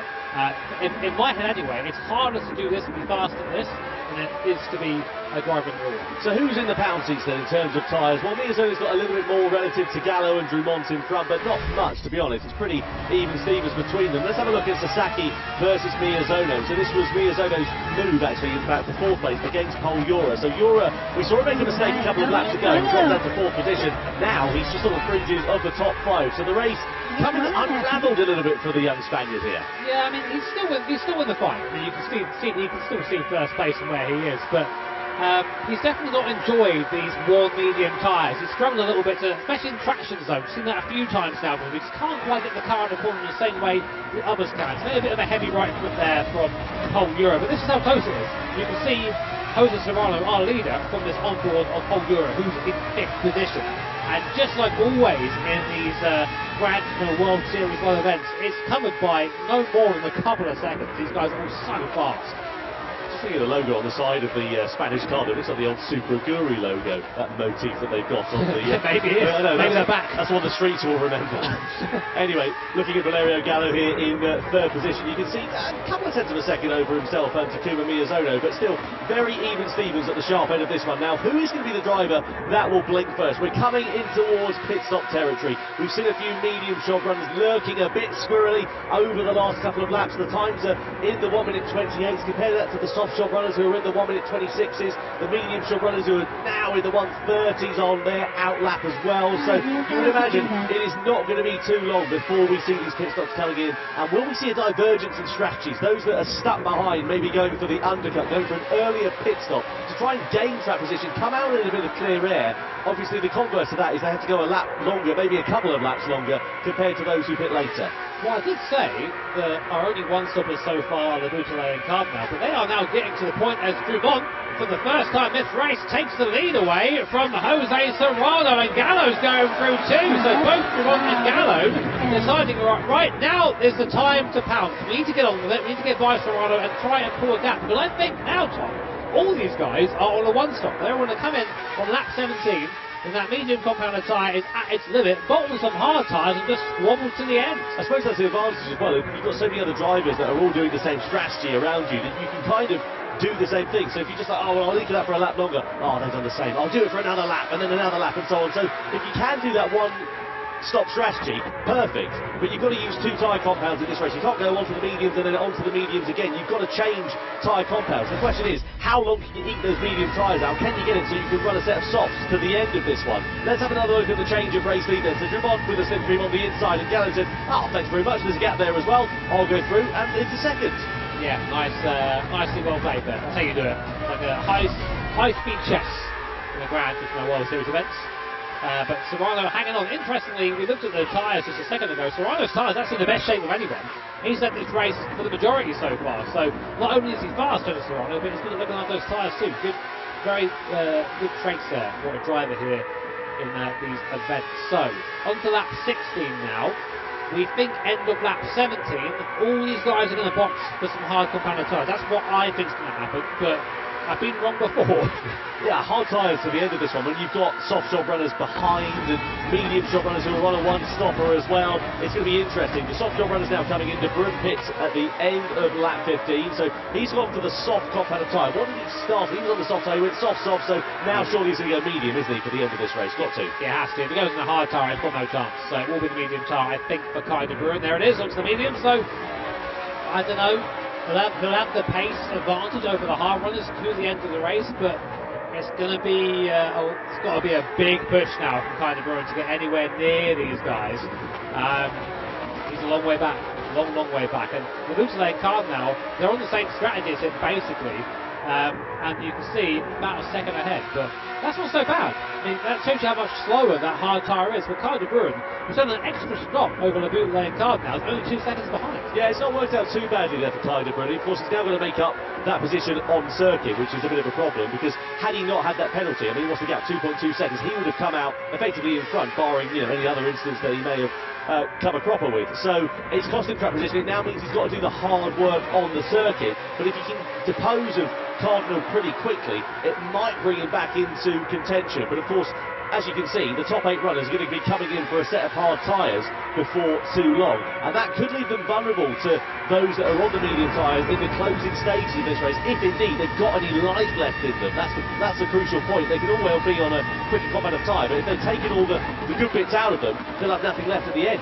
And look who's been quietly sneaking up the field. Takuma Miyazono up 3 places up to P4 now, and in the fight for the win here, no doubt about it. Our 2014 Nations Cup champion, showing you just why he is such. Very, very close now to the back of Jose Serrano, and it is going to be a bit of a fist fight on the hard compound tyre as well. We very rarely see these guys racing the hard tyres, so I'm quite curious to see what it's like for them. I know it's going to be slow, it's going to be tough. They are going to be on a lighter fuel load though, so it should be a bit nicer, but they take a while to heat up, and they don't have anywhere near the grip of these mediums, so it should be a very, very spicy last 13 laps or so. Yeah, 8 drivers all on the same strategy is going to be very exciting.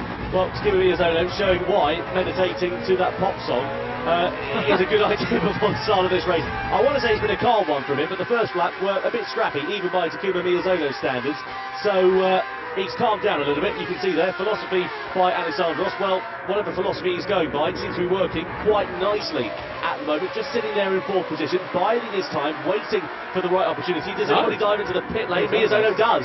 So Miyazono into the pits. He's the first driver to blink. So now he's going to do the undercut relative to those around him. This could be a huge move here from Miyazono, because these medium tyres, they really are on their last legs. The guys are doing 128, high 128, 129, and we know the hard compound tyre can easily do a 28 on its own. So this might be a masterclass here from Miyazono, just taking that 1 lap earlier and going for that undercut. So he's having a look around, and you can see him there thinking, right, okay, where are they on circuit? Where am I? But this means this outlap is absolutely crucial for Takuma Miyazono. I think he's come out on his own as well. Yeah, it's worked out nicely. He's got a 10-second buffer to Guy Barber and Futt, so that's absolutely perfect there for Takuma Miyazono. Gallo, meanwhile, took the lead of the race away from Kilian Drumont. Serrano was there in the background as well, but exactly what we saw last time as well. Down the start finish straight into the tunnel, into the first corner. Gallo, a decisive move there into the race lead for the first time. And it's so cool seeing these guys race. I mean, we've been doing this now for, I think this is our 8th year of doing this. And these names, they keep coming back, and you just know, right, that Gallo, Drumont, Serrano, Miyazono, it's going to be a good race. And it always is. Gallo right now leading from the front with those rear tyres, getting to the point now where traction is going to be a bit of a premium. So I imagine we're going to see him all react to Miyazono's pit stop and try and avoid being undercut too badly. So we're going to see now whether Miyazono's strategy was the correct one or not, and Gallo is continuing. One more lap on the medium, as is Serrano, and Drumont opting to pit. So they're really pushing this medium tyre. I was told in the briefing that 17 laps, so you're going to get out of it. But our drivers think different. Miyazono's not a particularly brilliant middle sector relative to some other drivers around him. 29.7's not quite the fastest. Of course, the tyres aren't up to the optimum working temperature at the moment. Hard tyres then on for Kilian Drumont. Innestrosa following the same strategy there as well. What's it like on fuel? Seems okay for them at the moment. Nothing really too much to worry about. But there is Miyazono. Has he managed to leapfrog those 2 drivers as they come out of the pit lane, up through and into 7th position then for Miyazono, and Drumont is still in front for now, but he's on colder tyres. Is Miyazono going to be able to take profit and go for the move on the inside? Not quite into there, so it's worked out okay for Miyazono, but not particularly brilliantly in terms of track position, because now he's got to find his way through on Drumont the hard way. I don't know, I think that's not worked out for Miyazono the way I thought it was. The outlap was not enough, but Gallo and Serrano now, you can see them in the acceleration zone. They just cannot get out of the corner. I think they're there. They've just gone a lap too long, I think, on these tyres. I mean, we can see on our end 10% left on the rear right tyre for Valerio Gallo. That thing is going to feel horrible. Now Serrano's going for a move. You don't do it now, Jose. You're fighting exactly at Boldura, also fighting the moves too. You can see he's got the warning sign there. Don't know what that means, but it can't be good. No, absolutely critical for these drivers. They've got to come into the pit lane then, surely. Gallo has to, no choice for it. Sasaki also following him through there as well. So this is going to be interesting actually here between these drivers to see who emerges where. Has Miyazono lost time? He's still not ahead of Kylian Drumont, and that, as you say, Jimmy, was absolutely critical in terms of the strategy for a potential race victory for Takuma Miyazono. He needed to leapfrog, and soft tyres for Valerio Gallo, as well as Sasaki here as well. So they've decided to do a completely different strategy. Are they going to try and do the soft tyres 10 laps to the end? We've not seen anyone, we've seen 8 laps, Kaiser Bruin. Guy Barber has been on that soft tyre for 10 laps to come in, something that says it can work, is going again, so maybe this is the play. We didn't see us coming at all. Medium to soft tyre.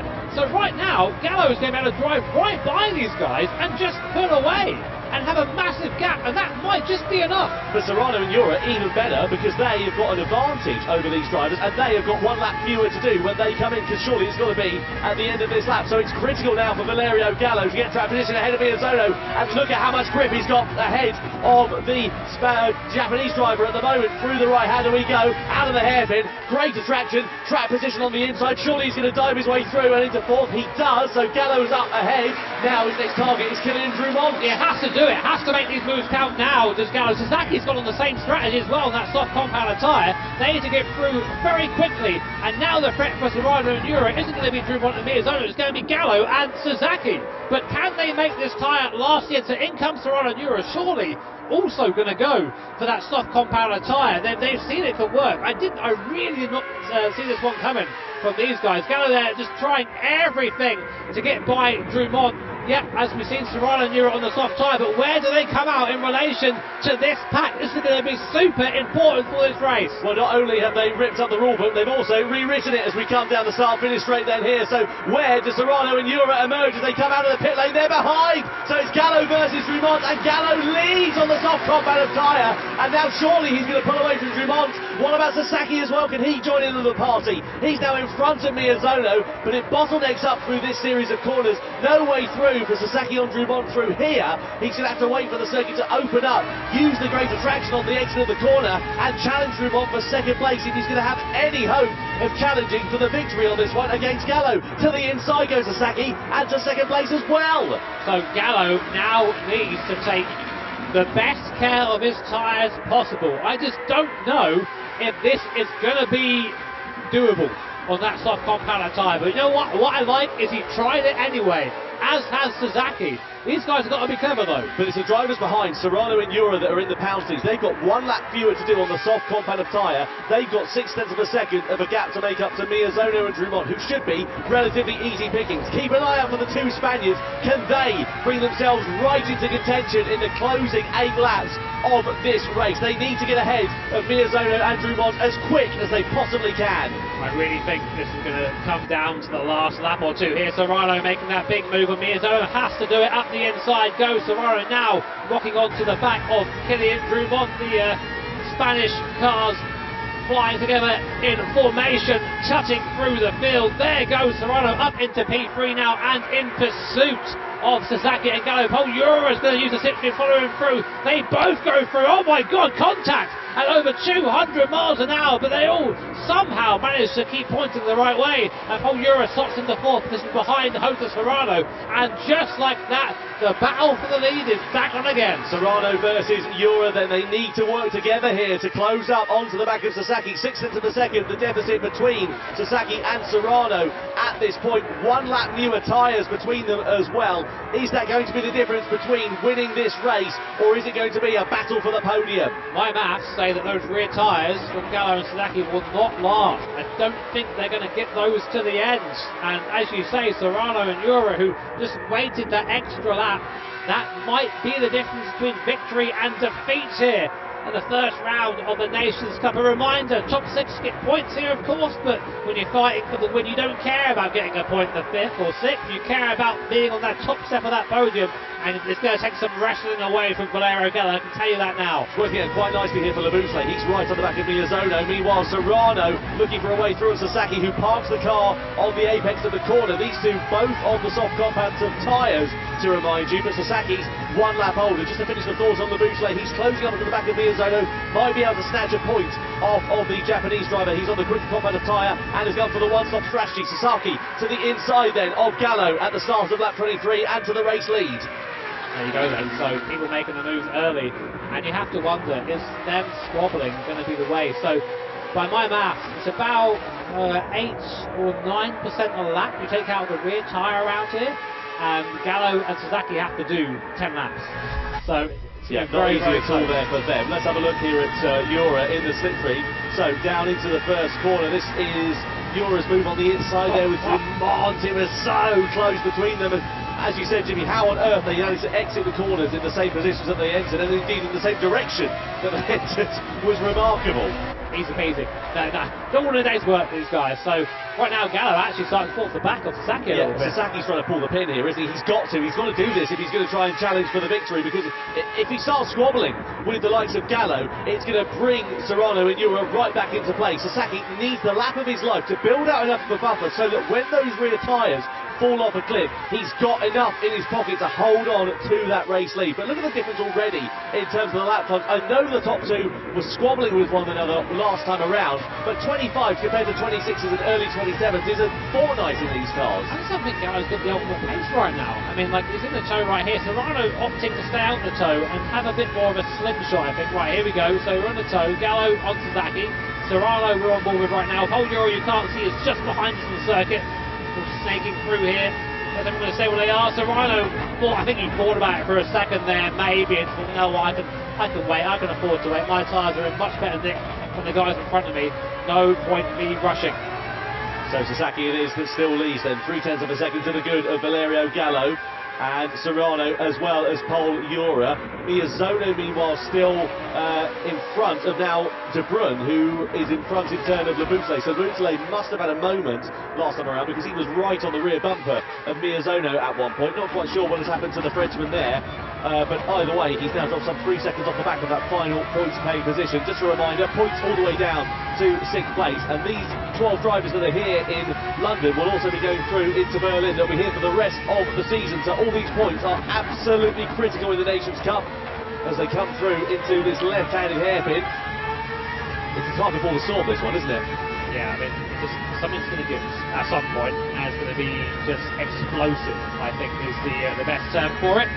Still on board Paul Jura, watching Serrano in front, go for a dive, and we're going to follow our compatriot through on board Paul Jura up into, is it 3rd place? No, 2nd place in Serrano, and they're side by side behind Gallo and Jura bumping wheels as we go down the straight. Jura using the toe, see Serrano pulling across to help his compatriot there. Man, these guys are thinking in 5D, aren't they? It's not just about their race, it's also the race of their teammates around them. And they're challenging for the race lead against Sasaki now as well, who's coming under pressure from Jose Serrano. Into this corner, we know you can make a move stick, but you've got to be last of the late breakers and have a very willing dance partner. Out of the tunnel and into the daylight once again. Serrano now in the slipstream, now against Sasaki, now challenging for the race lead. Does he dive to the inside, to the left-hander? He does, and Serrano goes through. Is the door open for Jura there as well? Sort of, on the inside, switches to the outside line. Sasaki's going to defend it, but that'll compromise his run out of the corner, and Jura just has to wait another day and goes for a lunge on the inside, but runs it deep. Sasaki's ready to come back through there, but no door is open, and now it is Serrano versus Jura for the victory in this one, and Serrano's got 9/10 in his back pocket. Huge move from Jura. He has to do that great block pass in the background. Gallo's trying the same thing. Can't quite make that one stick though for now, and Gallo he knows that if these guys get away, that's it. There's no coming back from this one. But that was a great move from Jura. Just sat on the apex, gave Sasaki nowhere to go, and now, as you say, Tom, it's Spaniard on Spaniard. This time, I've got a feeling they aren't going to play so nice. No, this is going to be very interesting between these two. It was sort of civil war, really. We saw it in the sprint race a few minutes ago.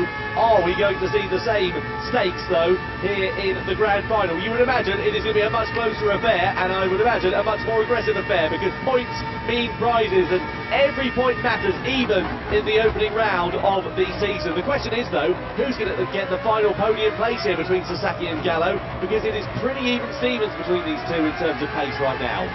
On board with Gallo for the moment. I have to think, does he have a response to this? I'm not sure he does. Both his and Sasaki's tyres are looking pretty second hand at this point. It's still got 4.5 more laps to go though. Keep an eye out for Drummond, who's down in 5th place. I know he's on the hard compound tyre, but you can see there he was 0.3 of a second quicker than the soft shop runners last time around, and I wonder whether those hard tyres are going to start coming into their own. Over the course of one lap, they are significantly slower, but over the course of a race duration, that is where the hard tyres will begin to pay off. There's a fair gap to catch up. It's about 4 seconds or so. I think it might be a bit too far away given the later stages of this race, but if anything unravels between these top four, as we have seen it do so, it could bring Drummond, maybe Miyazono, back into play for a position up the order. I just think it's because of the fighting we saw in that lap. I don't think the pace is quite there for the hard tyre, but as you say, Tom, for Sasaki and Gallo especially, they're going to really start struggling in a couple of laps' time with this soft compound tyre. That might bring Drummond back, it might bring Miyazono back, it might bring De Bruin back for a point or two, who's there in 7th place, is waiting behind right now. He's quicker than anyone right now, but that last lap time there, Sasaki and Gallo, having a fight. Will we see Gallo go for a move? No, not quite. He's not close enough, is he? I think maybe there's a bit of like, geez, now we're stuck, aren't we? Yeah. What do we do now? They're sort of in no man's land, aren't they, really? Yeah. This is the problem. That's the risk with going for that undercut, because, as we said, it's only one lap, but it does have a massive impact on the race. And look at what it's done, 2.2 seconds clear up the road, Serrano versus Ura. And they've got enough of a cushion now in their pocket to sort of get involved in their own squabble, because they know that Sasaki and Gallo will not have the pace to catch up. Yeah, I just don't think, as you say, Tom, that tyre's got enough in it, and Sasaki's doing enough to keep Gallo behind, and he's doing that whilst being slow. I mean, if we look at last lap time, Serrano 26.5, 25.9 from Euro in the toe. There's a 27.1 and a 27.0. Gallo. Oh, there you go. Lunges to the inside for third place on Sasaki. Sasaki left the door pretty firmly open there, so maybe he wants to be the follower rather than the followee at this point. To give you some sort of number to the rear tyres percentage-wise, and we might have a reference for it soon, but Gallo right now and Sasaki, their rear right tyre on 32% apiece, and then in front of them it's 39% for Serrano and Euro. That's the difference one lap makes around here. So down the start finish straight we go. Cardinal gets a warning for bump drafting. The stewards don't take too kindly to that sort of thing here in the GT World Series. It's his first event, so we'll give him the grace of it, but a warning is one step away from a penalty. 10th position currently for Sam Cardinal. As you come into the GT World Series, let's see what impact he can make later on in the championship, because it hasn't been a particularly fruitful evening for him here tonight. The pace of Serrano and Euro, they really have just opened the taps now. They've put 3 seconds on Valerio Gallo, who is not a slow driver, and just goes to show that when you get your head down round here, these guys, the Spaniards, they're going to be hard to beat this year, Tom. Well, the crucial point is they've stopped squabbling amongst one another. They've worked together like we saw them doing in the sprint race here. They've just not been, diving up the inside, sending another driver wide, taking 7 bells out of each other. They've worked together to build up that buffer. It's now over 4 seconds, which has worked quite nicely. And they have worked together, but here comes your question, it was Serrano and Paul Euro. Who wins this race? Because we're coming in now to the penultimate lap, and Euro is, I'd say, probably in the better position. He's got the toe, which means it's pretty much an automatic pass into the first corner if you're in about 3-4 tenths or so. Right now, though, I think Serrano is aware, like, no, I need to actually try and pull this gap out a little bit. So we're now going to see a bit of a fist fight, I think. And these guys, as I said, they are compatriots. They are part of that same Nations Cup victorious team in 2023 when it was a team game rather than a single driver. But right now, they are enemies. Who will win? Well, in a lap and a half, we're going to find out. It's a mental game here between these two, and Serrano closes the door there on Paul Euro. Well, the door was never really open, was it, to be completely honest? But Euro closes up onto the back of him, and he's just trying to find his way through, trying to step out where Serrano is a little bit slower over the course of that lap. Look at where his weaknesses are. Maybe send a dress rehearsal to the inside, a warning side to Serrano to try and challenge for this race victory here. You're watching right now 2 of the fastest Gran Turismo drivers in the world duke it out for the first win of the year here in London. Jose Serrano, your leader, Paul Euro in 2nd place, and with only a lap and a half of this Grand Valley reverse circuit to go, it is anyone's game. Euro, of course, needs to find a way past Jose Serrano. There's realistically maybe one or two more chances to do that. And here's one of them now. Serrano very, very slow there. Euro deep, actually. That might have cost him slightly. Euro has a slightly worse tyre than Serrano in front of it. That won't make too much difference. Using the toe up here to the top of the course. This, I think, is going to be Euro's next chance on the exit of this left-hander top. DeBrun's going down the order as well. I think he's had a problem there, down into 7th position, just behind now to Kimi Miyazono, to out of the points there for him as we come on to the start of the final lap for the grand final of the Nations Cup here in London. It's Serrano who leads Pol Jura 2/10 of a second in it as we come into the first corner. Serrano defends Jura, looking for the outside line. That's going to be brave and bold and brilliant from Pol Jura if he can make it stick. Side by side they run into the braking zone. Serrano's got trap position. Jura's on onto the grass on the inside. He's got the line though on the inside, but it switches to the outside line through the next left-hander, and somehow Serrano retains the lead. Euro's got the toe though down here. This will be the last chance in Vinci to make the move. When he goes to the inside of opponent, Serrano looks for it, doesn't quite make the move. Serrano goes deep into the braking zone. Will he now get the cut back into this right-hander? Euro takes a wider line. Serrano sits on the apex there. Stops Euro getting the power, but a slight wheel spin moment. Euro looks to the outside. Again, he's alongside, but just can't make it stick. He's wide, he's wide. He's no. Oh, it's so hard though when you're running deep though, because he switches back to that left-hander, and he just gave Serrano enough track position. Half a lap to go then here, separating Serrano and Jura from victory in the grand final in the Nations Cup. And launch to the inside for Jura. Can he make it stick on Serrano? He slides. Is that moment over? Is that victory over for Serrano? For Jura then against Jose Serrano. It's advantage Serrano with just a few corners now remaining. Serrano then, I think, maybe called the bluff there of Pol Jura, just about managing to take the win away, maybe. One last chance for Pol Jura. It's going to be a drag to the line between Serrano and for Jura then, between the two of them, but Jose Serrano pulls a blinder and wins the grand final of the Nations Cup here in London. It's Jose Serrano on top, Pol Jura in second, Valerio Gallo will take third ahead of Takuma Sasaki. What a fantastic end to that race. It has absolutely destroyed my vocal cords as Jose Serrano destroys the competition here in London. If you're anyone else but a Spanish GT driver right now, you're probably thinking, what do I have to do? Gallo there did really well, I think, to make that soft tyre last. His right rear tyre was on 3% as he crossed the line in P3. Sasaki in 4th place, Drummond 5th, Miyazono in 6th there. And a strategy that I didn't even think of was the one that was victorious today. Making that medium tyre last in that first, and then going to the soft tyre and just managing. And man, what a great race between these two competitors. Great respect, you can tell. These guys are respectful racing. They know each other. They know how they're going to treat each other. And it's just awesome to see at this level. Yeah, it certainly is. Jose Serrano then led this one at the start from Pol Jura. Kylian Drummond there in 3rd position as well. It was a pretty scrappy affair at the start of this race. Kai de Bruyne led for a brief while as he ascended through the order on the soft compound tyre, but unfortunately his race came unravelled when he picked up a 3-second penalty for colliding with Guy Barber in the opening stages. We saw a similar slide there for Pol Jura, which cost him track position to Kylian Drummond in the opening stages. One wonders what his race may have looked like but for that mistake. Then we saw Gallo making his way through the order as the pit stops began to work out then here. Serrano and Jura pitted a lap later than Gallo and Sasaki, and that proved to be decisive in terms of the challenge for the race victory, because they had fresher rubber and greater pace underneath them, and as such they were able to side their way through on Valerio Gallo and Sasaki and build up a buffer to those two to challenge for the lead in the closing stages. Yes, that move that Pol Jura got on there, we got on here. This was the decisive move really. Jura and Serrano going side by side pretty much the entirety of the first sector of this last lap here. A little bit of contact between them, but they still managed to stay there. And in the end, it was this move that sealed the victory for Jose Serrano. Jura just going a bit deep, almost made it work to split up the rear tyres, and that was that. You see a little smile there from Serrano thinking, yeah, you know what, I earned that one, I'm happy with that, and awesome to see this respect there between the two countrymen. Yeah, brilliant job from Jose Serrano and for Pol Jura. Clean, fair and aggressive racing from those two. The upshot is by just under 3/10 of a second, Jose Serrano claims top honours in round 1 of the Nations Cup here in London ahead of his compatriot. Valerio Gallo on the podium as well. Sasaki, Drummond and Miyazono all picking up some points here this afternoon. A couple of drivers very unlucky to miss out on that one. But an absolutely phenomenal race. Let's go down to Jules, who's on the floor here in London, and catch up with our finishers. Yes, I'm joined by Valerio and Paul right now, second and third place.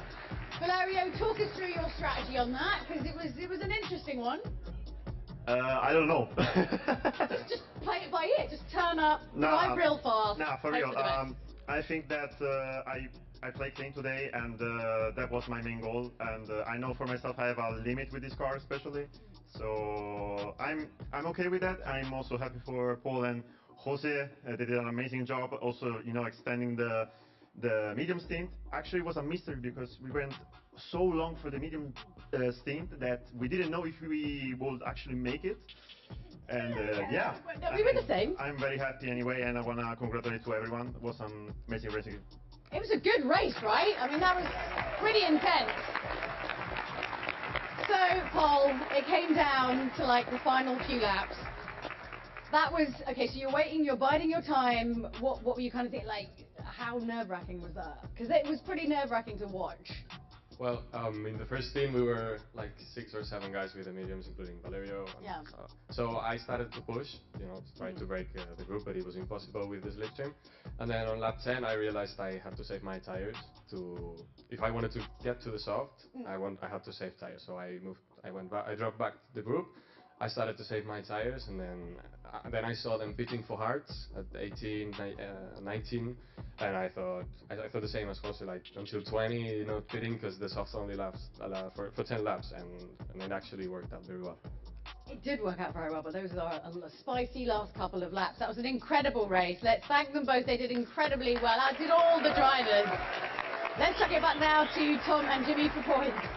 Cheers, Jules. Many congratulations to Valerio Gallo and to Pol Ura. Of course, the race results do reflect the point standings here tonight. The upshot is Jose Serrano takes 6 into Berlin for round 2. Pol Ura with 5, Gallo with 4, Sasaki with 3, Drummond 2 points on the board, Miyazono there with 1 point as well. I think Miyazono will probably be a bit disappointed given the pace that we've seen from him in these cars in the past. Yeah, it just didn't quite come together for him, did it? I think that medium to soft strategy was the one in the end. And as Valerio was saying down there, I don't think anyone really knew they could do it until they did it. So, but not a strong start for Takuma at all. Absolutely. Well, then let's catch up with our race winner. What a drive from Jose Serrano. Calm, controlled, and clinical. Let's catch up with him. He's down with Jules. Yes, I'm joined by winner Jose Serrano. Jose, how was that race for you? It was great to watch. Was it fun? No. Yeah, it's really fun, but it was very tough, especially with the middle stint. But yeah, finally we did a good work, Paul and myself, and yeah, we see the battery in the last lap. And then the last couple of laps, were you worried? Were you worried Paul was going to come for you? Like, what? How were you feeling? I'm worried, yes, but I'm very confident with Paul. He's so clean. He's my teammate. So yeah, so happy with the result with the P1, P2. You know, if you were going to lose to anybody, like you'd be okay if it was right, like it's fine. What do you think? Because obviously, you know, you guys, Spain are so dominant. What makes the Spanish great drivers? Because you guys are always up in front. What is it? It's a secret. Well, there you have it. Okay, all right, we're going to chuck it back up to Tom and Jimmy. Big congratulations to Jose! Jose Serrano, the winner of the Nations Cup World Series event here in London for 2025. Don't forget to vote for your driver of the day on YouTube as well. Is it Pol Ura, is it Valerio Gallo, or is it Jose Serrano, the winner? Jimmy, if we were offering this one, who would be your driver of the day? Oh, I don't know. I think they all did a good job. I mean, it's just, I think could I pick Ura and Serrano, because they just played it so well together. I mean, Serrano obviously came out on top in both races, in the sprint and in this one as well, but they worked together so well. It's a mature decision to do that, and it paid off massively for both of them, more so though, of course, for Serrano. Yeah, it was spectacular from both of those drivers, absolutely no doubt about it. And a credit to Valerio Gallo as well for holding off Takuma Sasaki right at the end of that one. But we now are then ready for the podium ceremony to begin here in London. Ladies and gentlemen, please welcome in third place for the Nations Cup for World Series 1 from Italy, Valerio Gallo.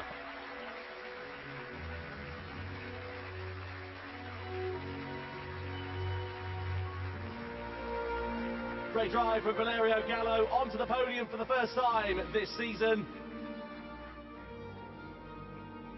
And in second place, please give it your all for Spain's Paul Jura.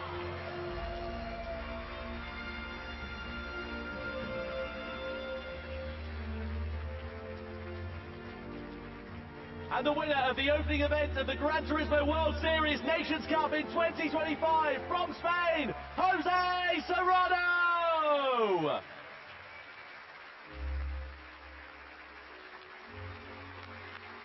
And now, ladies and gentlemen, we ask you to please stand if you're able for the national anthem of our winning nation, Spain.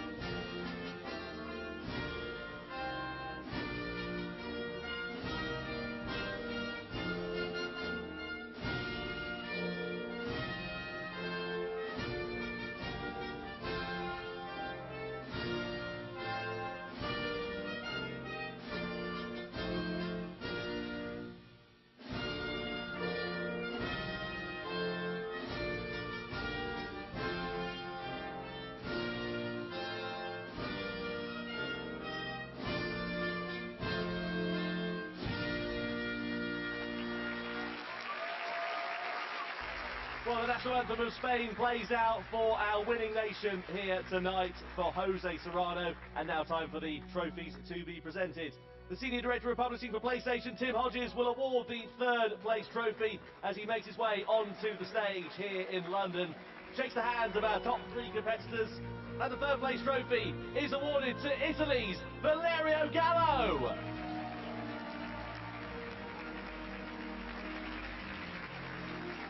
Onto the stage, please welcome the Chief Marketing Officer from Fanatec, Belman Adarivic, here in London. Our top 3 competitors on the podium, and the second place trophy to be awarded to Spain's Paul Jura.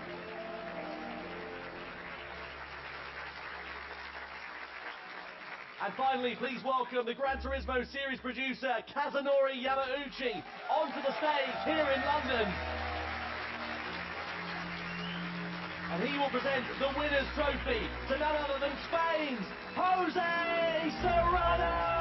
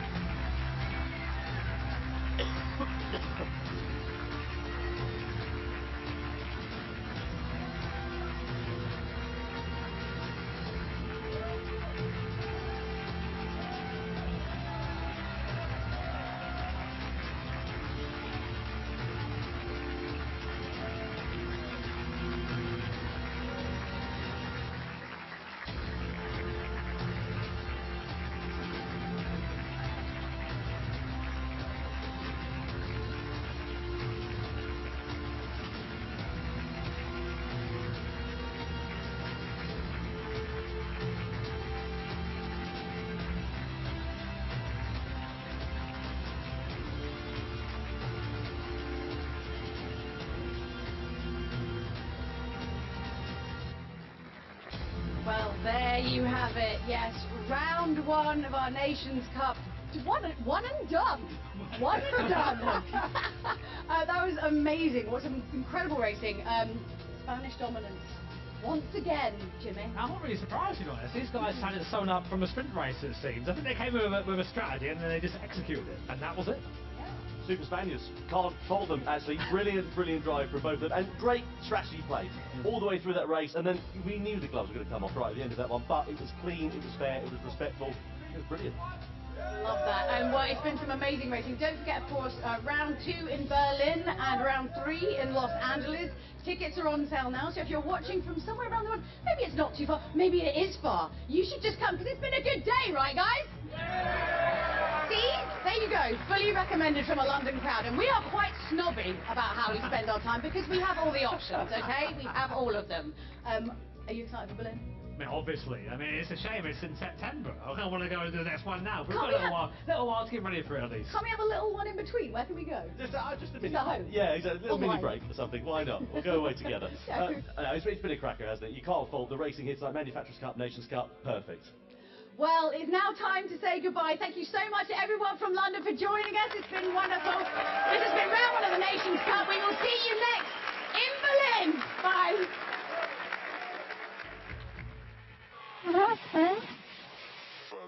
Hooker Wolf underscore 24 said yo-yo. Hooker Wolf? 24 just followed. That was good racing. Great. You need a nap now, though.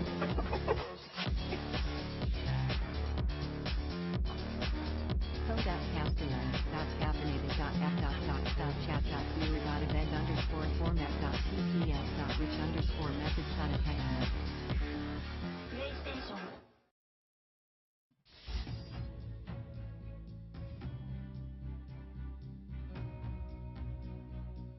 Hooker Wolf underscore 24 said, what you playing? Just finishing up the World Series Nation Cup in London. Hooker Wolf underscore 24 said, I see it now. Low. Yeah. It's really good racing. Fantastic.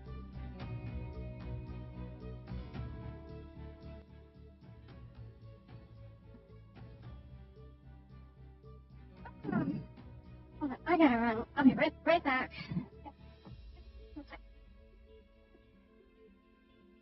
Hooker Wolf underscore 24 said, nice setup.